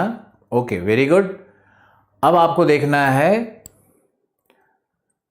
अब फिर से हम लोग देखते हैं, सबसे नीचे आओ। पहले है हिमालय, फिर है तिब्बत, तिब्बत के ऊपर है तिएन शान, तिएन शान के ऊपर में है कैदाम बेसिन और तरीम बेसिन। यहां पे टकला मकान डेजर्ट है क्या? टकला मकान डेजर्ट।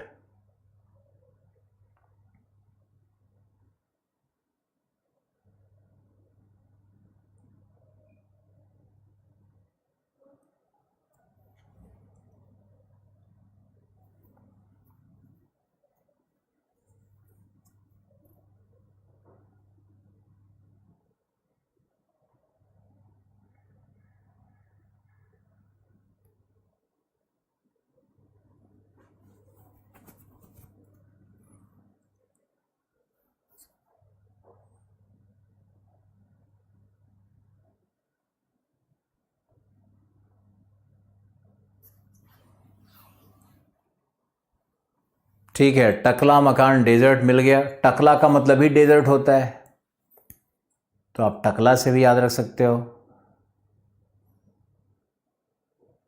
धर्मेंद्र नहीं मिला? मिल गया।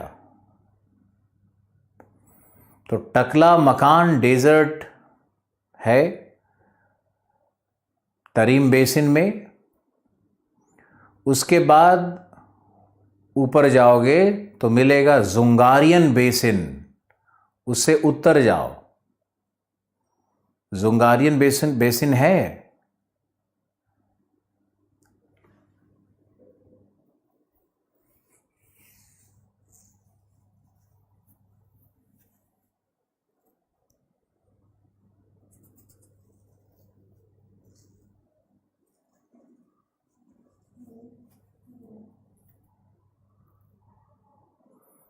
बिल्कुल मनोरमा, तुम्हारा भी कमेंट शो हो रहा है। पहले ये बताओ जुंगारियन बेसिन मिल रहा है या नहीं? जुंगारियन बेसिन, हम लोग सिंकियांग प्रोविंस पहुंच गए हैं।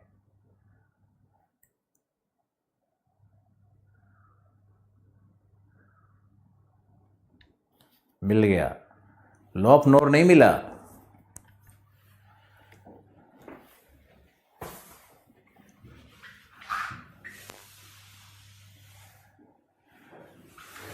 देखो, यहां पर है तरीम बेसिन, यहां पर है तरीन बेसिन से इधर पूर्व आओ तो यहां पर है किंग हाई हू।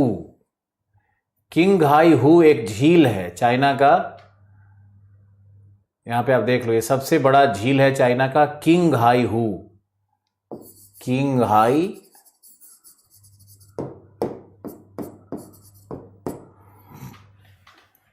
किंगहाई चाइना का सबसे बड़ा झील है यहाँ पर, इधर है पूर्व की तरफ देखोगे तो। इधर तरीम बेसिन, टकलामकान डेजर्ट भी यहीं पे होगा, इसमें कुछ दिया हुआ नहीं है, लेकिन इसी के ऊपर में है तुम्हारा ये तिएन शान, यहाँ दिख रहा है, ये तिएन शान पर्वत यहाँ पर होगा, अगर नहीं दिख रहा है तो तुम देख लो, तिएन शान है। और यहाँ पर ये कीलियन शान है, ये सब तिएन शान का ही भाग है। तो यहाँ पर एक पर्वत है, ये एक पर्वत है और ये एक पर्वत है। ये तीन पर्वत को अगर देख लिए तो चाइना का पश्चिमी भाग क्लियर हो जाएगा। ये देखो, ये हिमालय है, ये तिएन शान है और ये कुनलुन शान है और ये तिएन शान है। तिएन शान का ही आगे नाम जाके किलियन शान होगा, तो इतना नाम रटने का जरूरत नहीं है। मुख्य नाम तीन है, ये H फॉर हिमालय, यह है K फॉर कुनलुन शान एंड T फॉर तिएन शान। तीन पर्वत का नाम याद रखो। और तिएन शान के बाद ऊपर जाओगे तो यहां पर ही मिलेगा जुंगारियन बेसिन, जुंगारियन बेसिन यहां मिलेगा। और जुंगारियन बेसिन के ऊपर में फिर यहां फिर पर्वत श्रृंखला है, फिर यहां पर पर्वत मिलेगा। यहां पे हमारे एटलस में नहीं दिया है, लेकिन आपको लिखना होगा। यहां पर है अल्ताई, सायन, इस तरह का पर्वत है। अल्ताई है, सायन है, यहीं पे ये पर्वत इसी तरफ इधर जाएगा तो एक कहलाएगा किंघम, द ग्रेट किंघम। और बीच का ये भाग है, यही बन जाएगा गोबी डेजर्ट। यहां पर है गोबी डेजर्ट, ये जो मंगोलिया वाला ये भाग है पूरा, ये गोबी डेजर्ट है। यहां पर तरीम बेसिन है, यहीं पर टकलामकान डेजर्ट है। लॉप नोर बेसिन है, लॉप नोर एक खारे पानी का झील भी है। लॉप नोर हमारे एटलस में भी नहीं दिया हुआ है। यहाँ पे लॉप नोर बेसिन है, झील है, यहाँ पे है, ये देखो लॉप नोर यहाँ पर है, इस भाग में लॉप नोर है। यहाँ पे जहाँ पे हमने कट कट कट ये क्रॉस क्रॉस लगाया है, यहीं पर लॉप नोर है।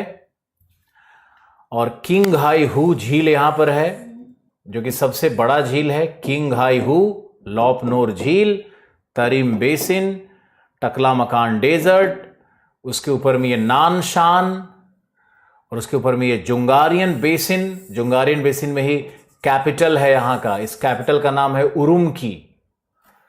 उरुमकी सिंकियांग प्रोविंस का कैपिटल है, इसका नाम है उरुमकी।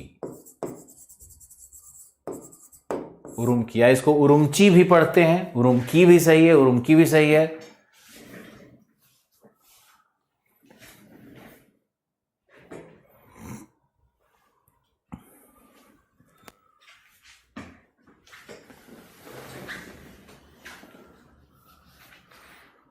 किंगहाई लेक से 100 डिग्री पूर्वी देशांतर जा रही है। किंगहाई लेक जो है ना, यहाँ पे किंगहाई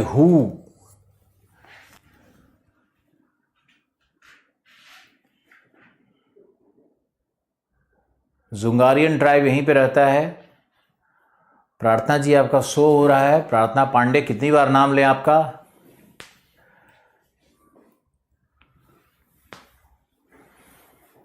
तरीम बेसिन में ही लिखा है लॉप नोर। लॉप नोर तरीम बेसिन के पूर्वी भाग में है, जो बता रहे हैं उसको भी सुनते रहो। जुंगारियन मिल गया।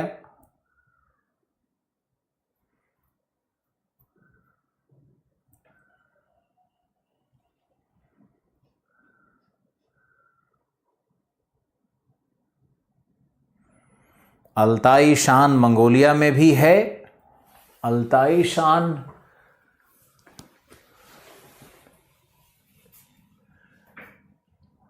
रुको, एक अल्ताई माउंटेन्स, सायन माउंटेन्स भी ढूंढना है आपको, सिर्फ अल्ताई। अल्ताई माउंटेन्स इस तरह से मंगोलिया में भी फैला हुआ है। अल्ताई,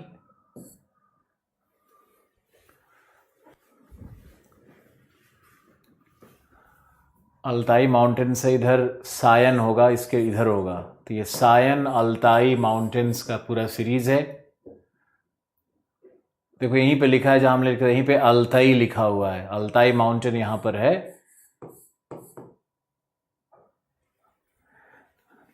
किंगहाई झील को भी देखना है।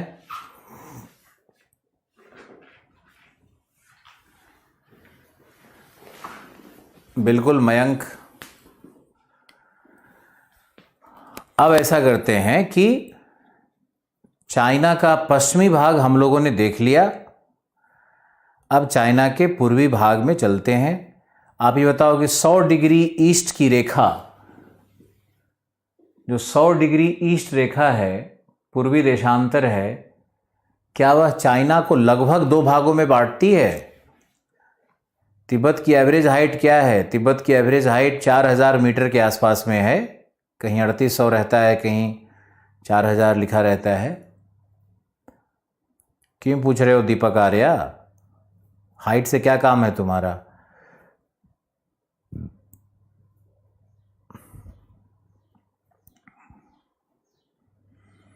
तिब्बत के विषय में हम लोग जानेंगे, तिब्बत किस तरह का पठार है,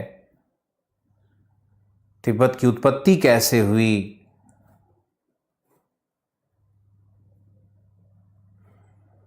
ओके, जहीर को मिल गया, Kaushalya, Saurabh, Daniel, okay very good.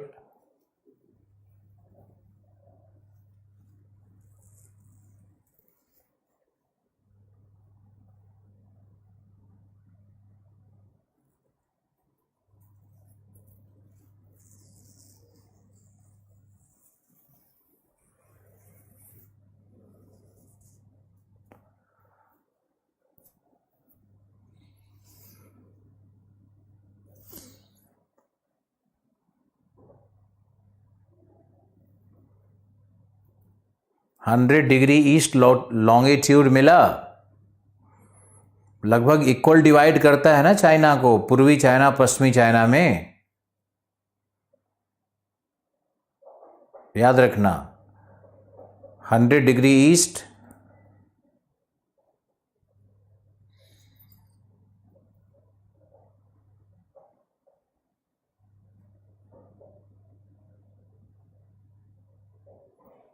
Krishna ji लिख रहे हैं तिब्बत की हाइट 6000 से 8000 मीटर है, बहुत बढ़िया, ज्ञान कम बांटिए।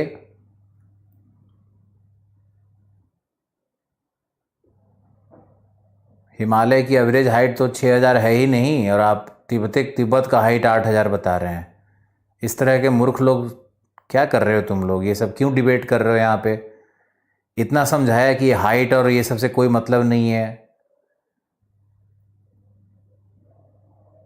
Okay okay Nasreen, fine. अब आगे चलते हैं।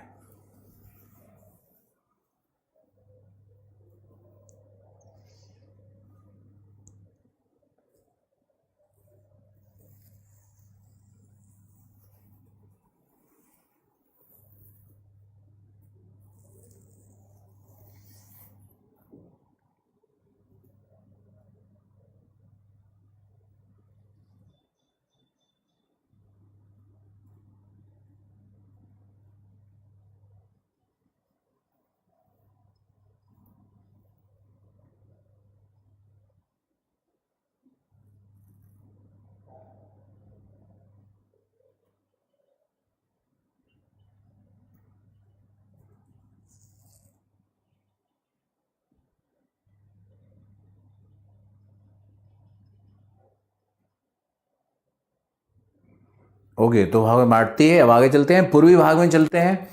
पूर्वी भाग में आपको मैंने मंचूरिया दिखाया था, आपको दिखाया था कि आप फिर से देखो, गोबी मरुभूमि को देखो, और गोबी मरुभूमि में हुआंगहो रिवर को देखो, जो आपने देखा था पहले। तो हुआंगहो रिवर पे आओ, और हुआंगहो नदी मिला।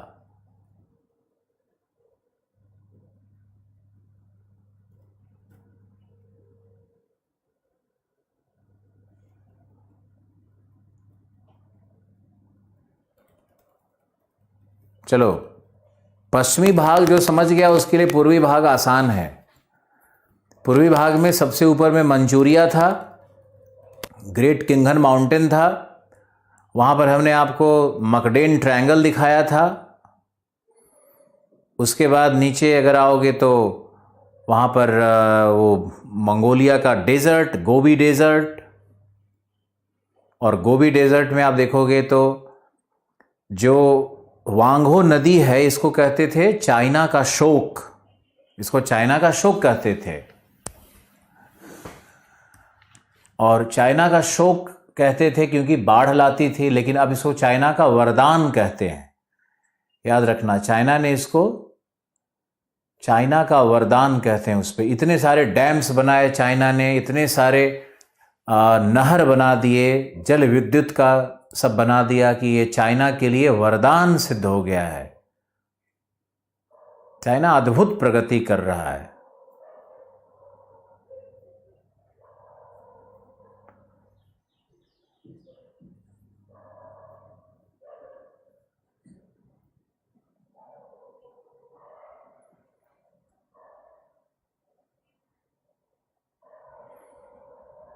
लिखो नेक्स्ट, इसमें देखो नेक्स्ट कि इस नदी के मुहाने पर 2 सिटीज हैं,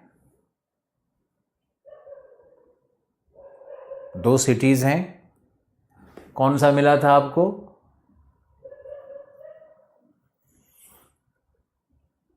बीजिंग और तियानजिन इसमें नहीं है, लेकिन आपको याद होगा।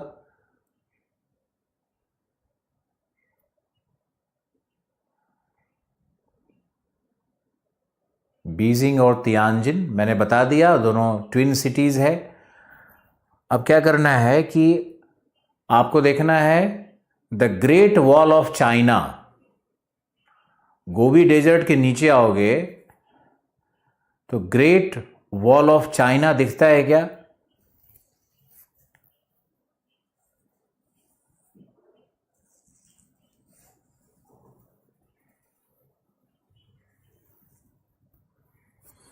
अभिषेक मिश्रा जी, आपको ब्लैक स्वान लेना है इंग्लिश मीडियम वाला?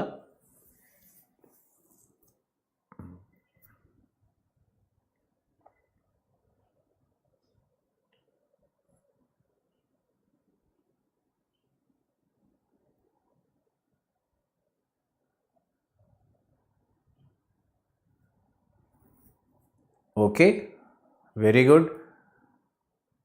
ये ग्रेट वॉल ऑफ चाइना का बड़ा खूबसूरत कहानी है। मंगोलों के आक्रमण से चीन को बचाने के लिए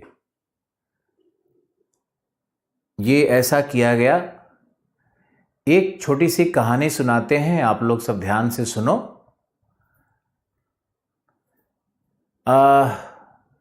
मंगोल क्यों आक्रामक हुए? मंगोलों ने सभ्यताओं पर क्यों आक्रमण किया?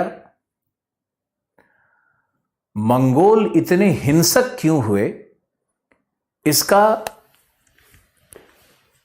कारण भूगोलवेत्ता या जो भौगोलिक चिंतन या क्या बोलते हैं उसका, थिंकर्स हैं, इन लोगों ने जलवायु परिवर्तन और ग्लोबल वार्मिंग से माना है। आप इस कहानी को सुनो। मंगोलों का जो हिंसात्मक इतिहास रहा और जो मंगोल ने भयावह आक्रमण किए समृद्ध सभ्यताओं पर, उसके पीछे का मूल कारण एक इतिहासकार तो राजनीतिक दृष्टिकोण से देखेगा, सामाजिक दृष्टिकोण से देखेगा, लेकिन एक भूगोलवेत्ता जो होता है ये उसको पूरे प्रकृति के और पूरे ग्लोबल परिप्रेक्ष्य में देखेगा और पर्यावरणीय परिप्रेक्ष्य में देखता है। तो मंगोलों का आक्रमण अगर आप देखोगे तो ये कहीं न कहीं 7th सेंचुरी के बाद की घटनाएं हैं, और 6th सेंचुरी, 7th सेंचुरी और 8th सेंचुरी, लगभग 11वीं शताब्दी तक जो पीरियड है वो गर्म युग है, यानी ग्लोबल वार्मिंग का फेज है। एक लिटिल आइस एज आया था अब लिटिल आइस एज क्या है उस पर कोई विवेचना नहीं की जाएगी अभी, लेकिन ये जो मंगोल्स का पीरियड है वो एक्चुअली वार्मिंग का पीरियड है और धरती का तापमान सामान्य से लगभग 1 डिग्री 1.5 डिग्री ज़्यादा गर्म हो रहा है औसत तापमान। तो इस ग्लोबल वार्मिंग के कारण जो मंचूरिया के घास के मैदान थे, जो गोबी के घास के मैदान थे, जो वनस्पति थी वहाँ का, वो बिल्कुल सूख गया। और वाटर रिसोर्स भी मंगोलिया में और इनर मंगोलिया जिसको आज आप कहते हो और मंचूरिया के क्षेत्र में, यानी जो ग्रेट वॉल ऑफ चाइना है उसके जो नॉर्दर्न भाग है उस भाग में, हालांकि मंगोल पहले भी आक्रमण करते रहे हैं, मैंने मना नहीं किया, लेकिन भौगोलिक घटनाओं से या जलवायु परिवर्तन से भी इसका संबंध है। तो ये मंगोल जो चरवाहे हुआ करते थे, जो कि पास्टोरलिस्ट हैं, जो कि घोड़े का और इस तरह के गधों का, इस तरह के पशुओं का व्यापार करते हैं, गाय का भी इस तरह का जो व्यापार करते थे, शेफर्ड्स भी थे, भेड़ भी थे इनके पास। तो ये मंगोल जो इस तरह का पशुपालन करते थे, इनके घास का मैदान जब सूख जाएगा तो घास के मैदान के सूखने से पशुओं की मृत्यु होने लगी और वाटर क्राइसिस भी हुआ। जैसे आप देखो तो डार्फुर के वाटर क्राइसिस के कारण और ग्लोबल वार्मिंग का प्रभाव ये माना जाएगा कि डार्फुर के वाटर क्राइसिस के कारण सूडान 2 भाग में बंट गया। तो वैसे ही मंगोलिया में भी जब वाटर क्राइसिस हुआ, जब हीट वेव्स चलने लगे, जब ग्लोबल वार्मिंग का वो फेज आता है तो घास के मैदान सूखते हैं। तो ये जो मंगोल्स थे, इनके पशु मर गए तो इनकी आजीविका प्रभावित हो रही है, और आजीविका प्रभावित हो रही है तो इनके छोटे बच्चे मर रहे हैं और इनका पॉपुलेशन डिक्लाइन की ओर बढ़ रहा है। तो जो पुरुष मंगोल होंगे वो अपने बच्चे को मरता हुआ देख करके, पत्नी को विलाप करते हुए देख करके, ये हिंसक, ऐसा नहीं कि एक दिन में हुए हैं, ये देख करके इनका कल्चर धीरे धीरे बदलते चला गया है। कल्चर तो बदलता है ना विद टाइम, उसके एलिमेंट्स का कंटिन्यूएशन रह भी जाए, कल्चरल एलिमेंट्स आगे रहता है। जैसे पशुपति आज भी है इंडस वैली सिविलाइजेशन का, कल्चर मरा नहीं है वो, लेकिन उसके एलिमेंट्स तो रहते हैं, लेकिन बाकी उसके जो रिचुअल्स होते हैं, पैटर्न होते हैं, जो थिंकिंग, जो फिलॉसफी, जो आइडियल्स होते हैं, वो सब बदल जाते हैं। तो मंगोलों का भी जो आइडियल्स था वो धीरे धीरे करके बदलने लगा है और एक आक्रामक समाज के रूप में मंगोल फिर यहाँ से यही इसी भाग से निकल करके ये इस भाग से चाइना पे आक्रमण, चाइना के इस भाग पे आक्रमण, फिर यहीं से मंगोल निकल करके सेंट्रल एशिया में प्रवेश, और सेंट्रल एशिया से फिर इन लोग का वेस्ट एशिया, ईरान और यूरोप की तरफ मार्च। लेकिन ये मंगोल कभी भी रूस की तरफ इंटर नहीं कर पाए। उसका भी भौगोलिक कारण है, क्योंकि रूस की तरफ इंटर करने के पहले सेंट्रल हाईलैंड्स का एक बहुत बड़ा दीवार मिलता है। तो जैसे जैसे मंगोल को ज्योग्राफिकल कॉरिडोर्स मिलते चला गया, वैसे वैसे वो क्रॉस करते हुए आक्रमण किए हैं अलग अलग सभ्यताओं पे। भारत में भी आक्रमण नहीं कर पाए क्योंकि उनके ट्रैक में, मंगोलों के ट्रैक में भारत नहीं आ रहा है। भारत हिमालय से और हिंदू कुश से बिल्कुल घिरा हुआ है, तो मंगोल उसके आगे ही निकल गए। छोटा मोटा मंगोल का जो सरदार वगैरह का टुकड़ी का आक्रमण हुआ है, लेकिन मंगोलों का जो आक्रमण है ना, मुख्यतः सेंट्रल एशिया पे, वेस्ट एशिया पे, चाइना पे और जो यूरोप है, इन सिविलाइजेशंस पे आक्रमण हुआ है। तो ये मंगोलों के आक्रमण का संबंध ग्लोबल वार्मिंग से भी है और माना जाना चाहिए। ओके, आपको पर्सपेक्टिव अच्छा लगना चाहिए, भूगोल का दृष्टिकोण होता है अपना। अब देखो, ग्रेट वॉल ऑफ चाइना आपने देख लिया। अब हम लोग आते हैं बीजिंग के बाद शंघाई के पास।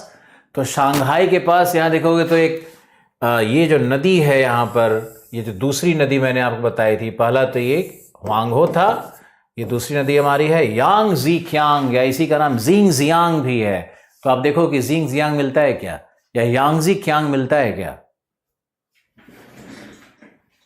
यांगजी क्यांग है क्या?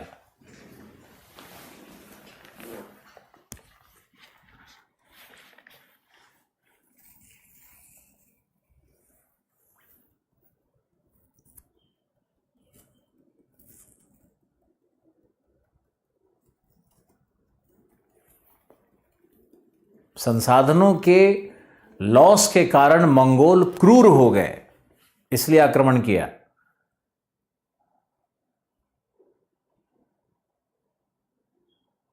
ओके, अब आपको देखना है जिंगजियांग या यांगजी क्यांग नदी, जो वहां की सबसे लंबी नदी है, इस नदी के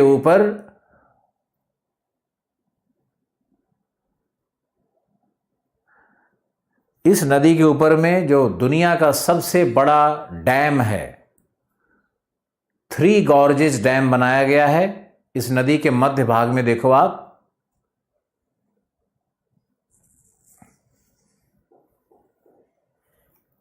थ्री गॉर्जेस डैम मिला क्या?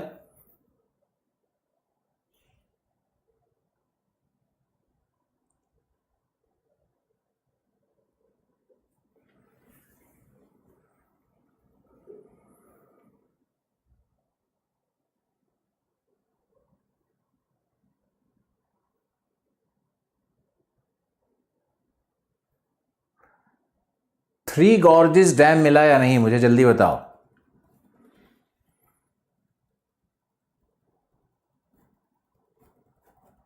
इस नदी के मध्य भाग में वुहान प्रोविंस भी है। नदी से थोड़ा दक्षिण दिख रहा होगा, क्या वुहान प्रोविंस मिला, जहां से कोरोना निकला, जिसके विषय में मैंने बताया।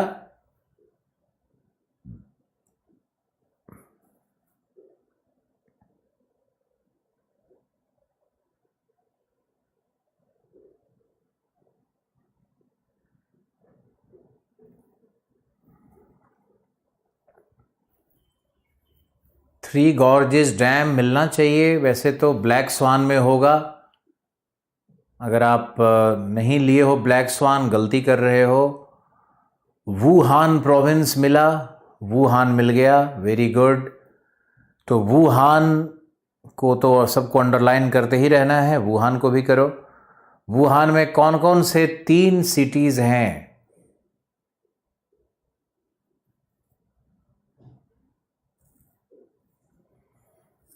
यांगजी रिवर पर ही वुहान है।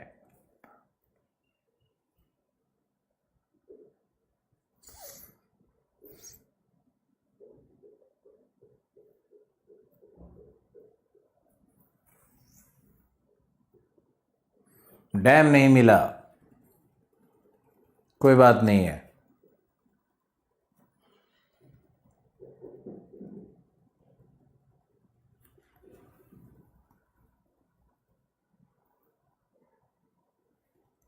Okay, Wuhan, Hankou, Hanyang, very good.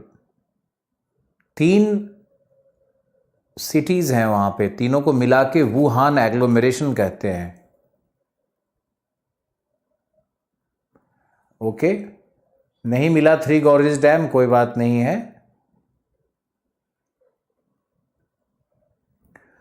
आपको एक मिलेगा ग्रैंड कैनाल। आप इस नदी के मुहाने पे जाओ तो वहां पे मिलेगा शंघाई, और शंघाई के साथ मिलेगा नानजिंग। नानजिंग और शंघाई, ये दोनों ट्विन सिटीज हैं।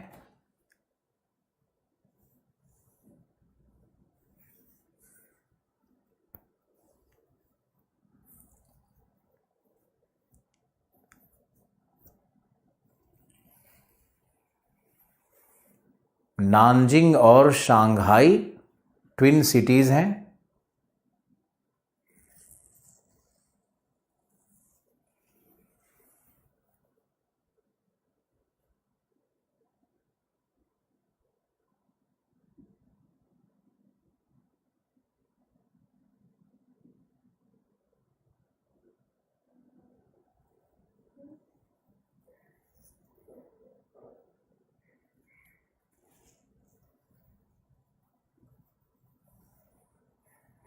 ग्रेट कैनाल मिला।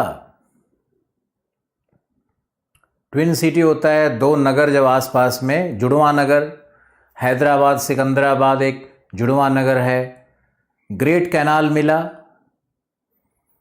दुनिया का सबसे लंबा विस्तृत नहर ग्रेट कैनाल चाइना ने बनाया है। दुनिया में सब कुछ जो सबसे बड़ा है वो चाइना के पास है, अब ऐसे मान के चलना है। टनल एक भारत बनाया है, भारत भी अब कुछ बना रहा है। इंफ्रास्ट्रक्चर में भारत पिछले 10 वर्षों में बहुत मैसिव काम कर रहा है।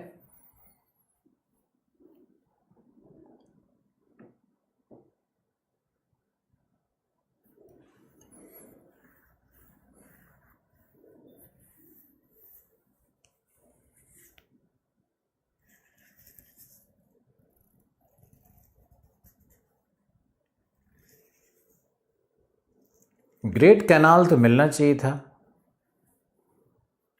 ग्रेट कैनाल या ग्रैंड कैनाल, क्या लिखा है? ग्रैंड कैनाल होना चाहिए।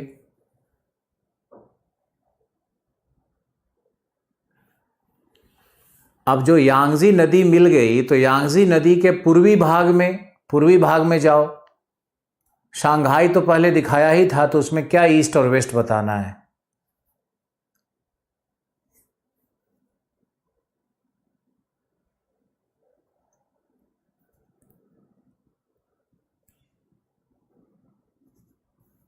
Okay, wonderful. अब चलते हैं और बताओ कि ये जो ग्रेट कैनाल है वो किसको किसको जोड़ता है? ग्रैंड कैनाल किसको जोड़ता है?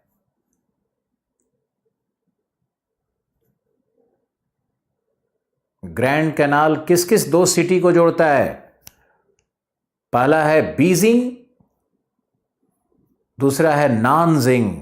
नानजिंग से बीजिंग को जोड़ रहा है, लिख लो।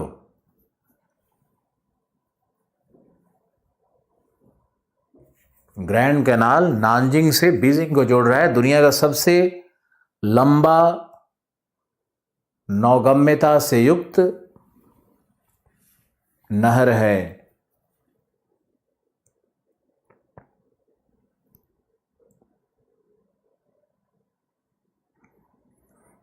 नौगम्यता से युक्त नहर है।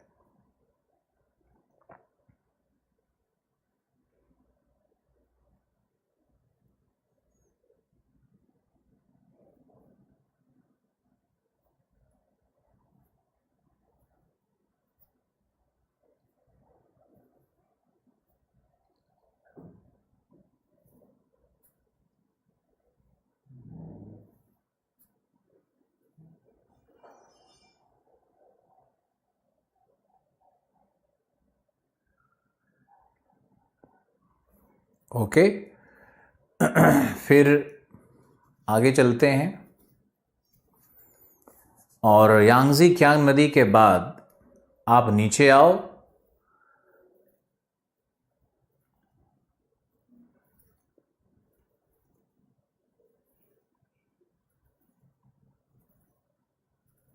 तो आपको एक मिलेगा सिंकियांग नदी। एक नदी यहां देखो है,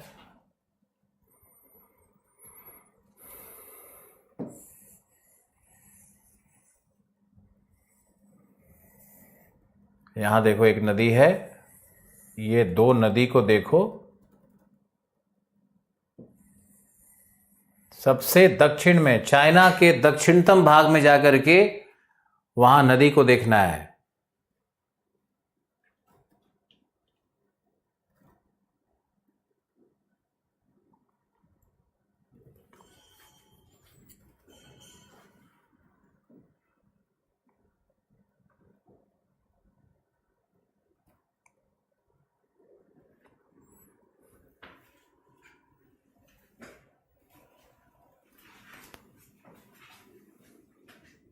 शंघाई तो एक बंदरगाह है ही।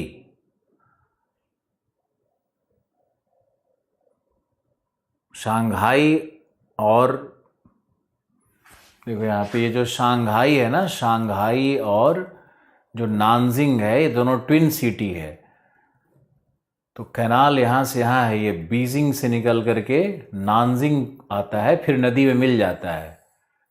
और यही कैनाल है ना, ये हुआंगहो नदी और जिंगजियांग या यांगजी कियांग नदी है, उसको जोड़ती है। 3 नदी का तो नाम ही याद रखना है। पहला ऊपर में क्या है? हुआंगहो, दूसरा है यांगजी कियांग, तीसरा है सिंकियांग।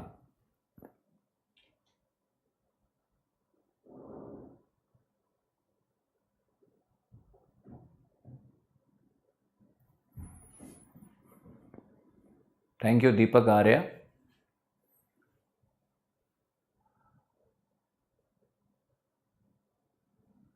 उसका नाम जियांग जियांग भी कहते हैं, नया नाम उसका जियांग जियांग भी है।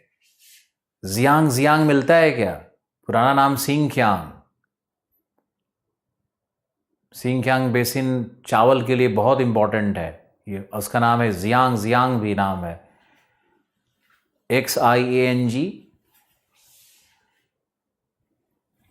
तीसरी नदी है, 3 नदी तो बताया ही जा रहा है, कितना सिंपल किया हुआ है।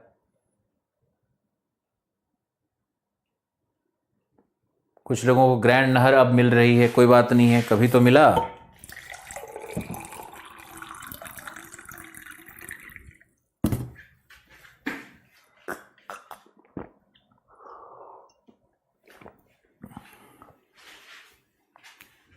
Jiang Jiang, okay, yes, XIANG। ये चावल का बहुत बड़ा उत्पादक क्षेत्र है ये। तो चाइना को इस तरह से याद रखना है, इस तरह से समझना है। चाइना के पश्चिमी भाग में जो पर्वतीय क्षेत्र, पठारी क्षेत्र, जो पूरा सूखा क्षेत्र है चाइना का, चाइना में आपको याद रखना है, अरे येलो रिवर तो कहते हैं गोबी से निकलने वाले उस हुआंगहो नदी को, उसको येलो रिवर कहते हैं ना। जो पहला है ये येलो रिवर है। येलो रिवर क्यों कहते हैं? येलो रिवर इसलिए कहते हैं कि जब गोबी डेजर्ट से हुआंगहो नदी निकलती है, सुन रहे हो ना, जब गोबी डेजर्ट से हुआंगहो नदी निकलती है तो उस नदी में पवन के द्वारा निक्षेपित जो सबसे सूक्ष्म कण होते हैं बालू के, जिनको हम लोग लोएस कहते हैं, LOESS, तो ये जो लोएस होता है ना, उसको नदी में डाल दिया जाता है। तो नदी में लोएस की मात्रा बहुत होती है। अब लोएस में क्या होता है कि आयरन ऑक्साइड्स होता है। अब आयरन ऑक्साइड क्या करता है कि जल के साथ प्रतिक्रिया करके रासायनिक पानी के रंग को लाल या हल्का पीला या लाल जैसा कर देता है, समझे? तो इसीलिए इसको येलो रिवर कहते हैं। इसका जो सिल्ट है ना, इसका जो नदी में जो सिल्ट होता है, गाद जो है, उसका रंग नदी के बेसिन में भी वो पीला जैसा दिखता है, इसलिए इसको येलो रिवर कहते हैं। और यही येलो रिवर इसी सिल्ट को डाल रही है कहाँ? ले जा करके येलो सी में, चाइना के येलो सी में डाल रही है। तो येलो सी का रंग भी क्या होगा? पीला दिखेगा।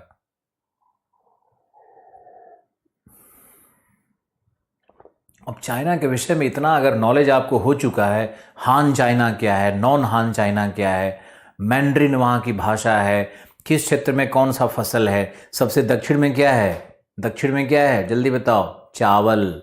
दूसरा फसल चावल, तीसरा फसल चावल, सिर्फ चावल। सिंकियांग बेसिन, जिसको आप जियांग बेसिन देख रहे हो, ये चावल होगा। नीचे में चावल, यहाँ पर अगर हम देखेंगे तो राइस, ये राइस। यहाँ से ऊपर जाएंगे तो क्या हो जाएगा? T plus rice. ऊपर जाएंगे तो क्या हो जाएगा? वीट, ये हो जाएगा वीट। और वीट से ऊपर जाएंगे तो क्या हो जाएगा? गाओलिंग फसल है यहाँ पे, पशु चारण है यहाँ पर, सोयाबीन है यहाँ पर। मैंने सब इतने अच्छे से पढ़ाया आपको कि आप एकदम से समझ जाओ कि ऊपर में क्या है, बीच में क्या है, फसल का प्रतिरूप क्या है। खनिज में चलेंगे तो खनिज में यहाँ पे लौह इस्पात उद्योग क्यों है? तो भाई यहाँ पर लौह इस्पात कहाँ कहाँ मिलता है? शांसी शेंगसी में कोयला कैसे मिलता है? शानडोंग में कैसे, कौन सा लौह अयस्क मिल रहा है, इसके कारण है वहाँ पे। फिर हमने यूनान प्लेटू आपको दिखाया, ये जो भाग है यूनान का, नीचे वाला भाग यूनान प्लेटू दिखाया। तो यहाँ पे अलौह धात्विक खनिज का भंडार बताया आपके लिए। फिर हम लोग यहाँ पे पश्चिमी भाग में गए तो पूरा ये पर्वतीय और डेजर्ट और शुष्क भाग है वहाँ का, जहाँ पे आबादी बिल्कुल नहीं है। और चाइना का पश्चिमी भाग तो 100 डिग्री पूर्वी देशांतर उसको 2 भाग में बांटती है, और पश्चिमी भाग चाइना का जो होगा वो बिल्कुल लगभग शुष्क है, वहाँ पे वर्षा बहुत कम होती है। राजवर्धन लिख रहे हैं कि यहाँ का, अब चाइना के विषय में तुम लोग इतना जिद कर रहे हो तो हम बता ही देते हैं। देखो, चाइनीज लैंग्वेज है ना, ये फोनिम्स पे आधारित होती है। फोनिम्स पे आधारित होती है, यानी ये स्वर, फोनिम्स मतलब जो,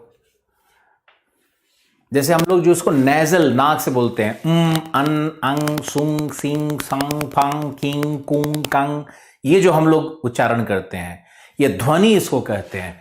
तो फोनिम्स यानी हो गया ध्वनि है ये। और हम लोगों की भाषाओं में, अगर तुम चाइनीज की जगह तुम अगर हिंदी को ले लोगे या संस्कृत को ले लोगे, तो संस्कृत की भाषा जो होती है उसमें होता है शब्द। तो पहला अंतर तो ये होता है कि हमारी भाषाएं शब्द से बनी हुई हैं, प, फ, ब, भ, म, ट, टू। और संस्कृत तो इतनी साइंटिफिक भाषा है कि देखो, अगर प का मैंने नाम लिया तो प, फ, ब, भ, सब लिप से बोल रहे हो, सब लिप से बोल रहे हो, ओष्ठ से बोलते हैं, प, फ, ब, भ। तो ये सब देखो, प, फ, ब, भ, और अंत में अनुस्वार वाला बनता है, ध्वनि को अंत में रखते हैं। क, ख, ग, घ, अंडा, अंग, पता नहीं क्या बोलते हैं, अड़ा, तो वो अंग देखो, वो ध्वनि हो गया। यानी 4 शब्द और एक ध्वनि से हमारी संस्कृत भाषा बनी हुई है। प, फ, ट, ठ, ट, ठ, ड, ढ, सब देखो जिह्वा, जिह्वा आ रहा है, ट, ठ, ड, ढ, है ना। च में देखो तालु आ रहा है, च, छ, ज, झ, है ना। तो उसके बाद लास्ट में ध्वनि होता है। लेकिन चाइनीज लैंग्वेज का क्या है कि भैया, ये तो ध्वनि पे आधारित है।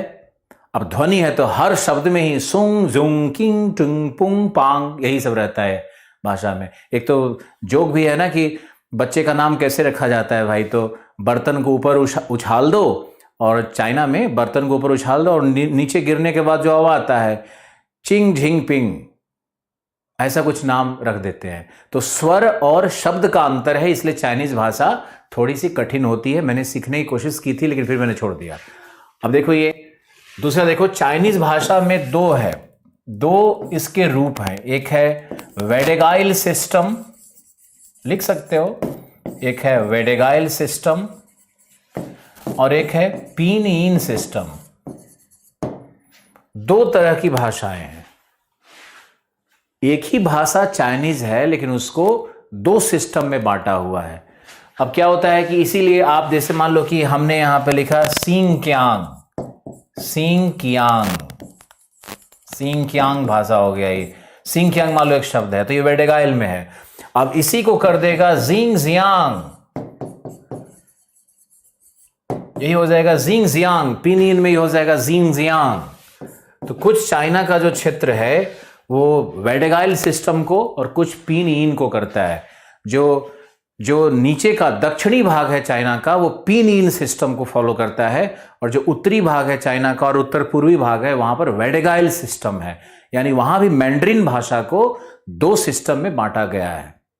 आपके कुछ समझ में आया? ओके। तो आप चाइनीज भाषा पे बार बार लिख रहे थे, तो मैंने थोड़ा सा बता दिया। हालांकि ये प्लेटफॉर्म नहीं है चाइनीज भाषाओं पे बात करने की, लेकिन आपके मन के संतुष्टि के लिए हमारा समय समाप्त। हम मिलते हैं आपसे कल, फिर से मिलते हैं, फिर से अच्छी ऊर्जा और मुस्कुराता हुआ, इतना बड़ा सा चीज़ किया हुआ चेहरा आपका होना चाहिए। गाओलिंग एक प्रकार का वो है पशुचारण, पशु क्या बोलते हैं यार, फॉडर का हिंदी क्या होता है? एक प्रकार का वो पशु चारा है गाओलिंग। चलो bye, take care, love you all, thank you.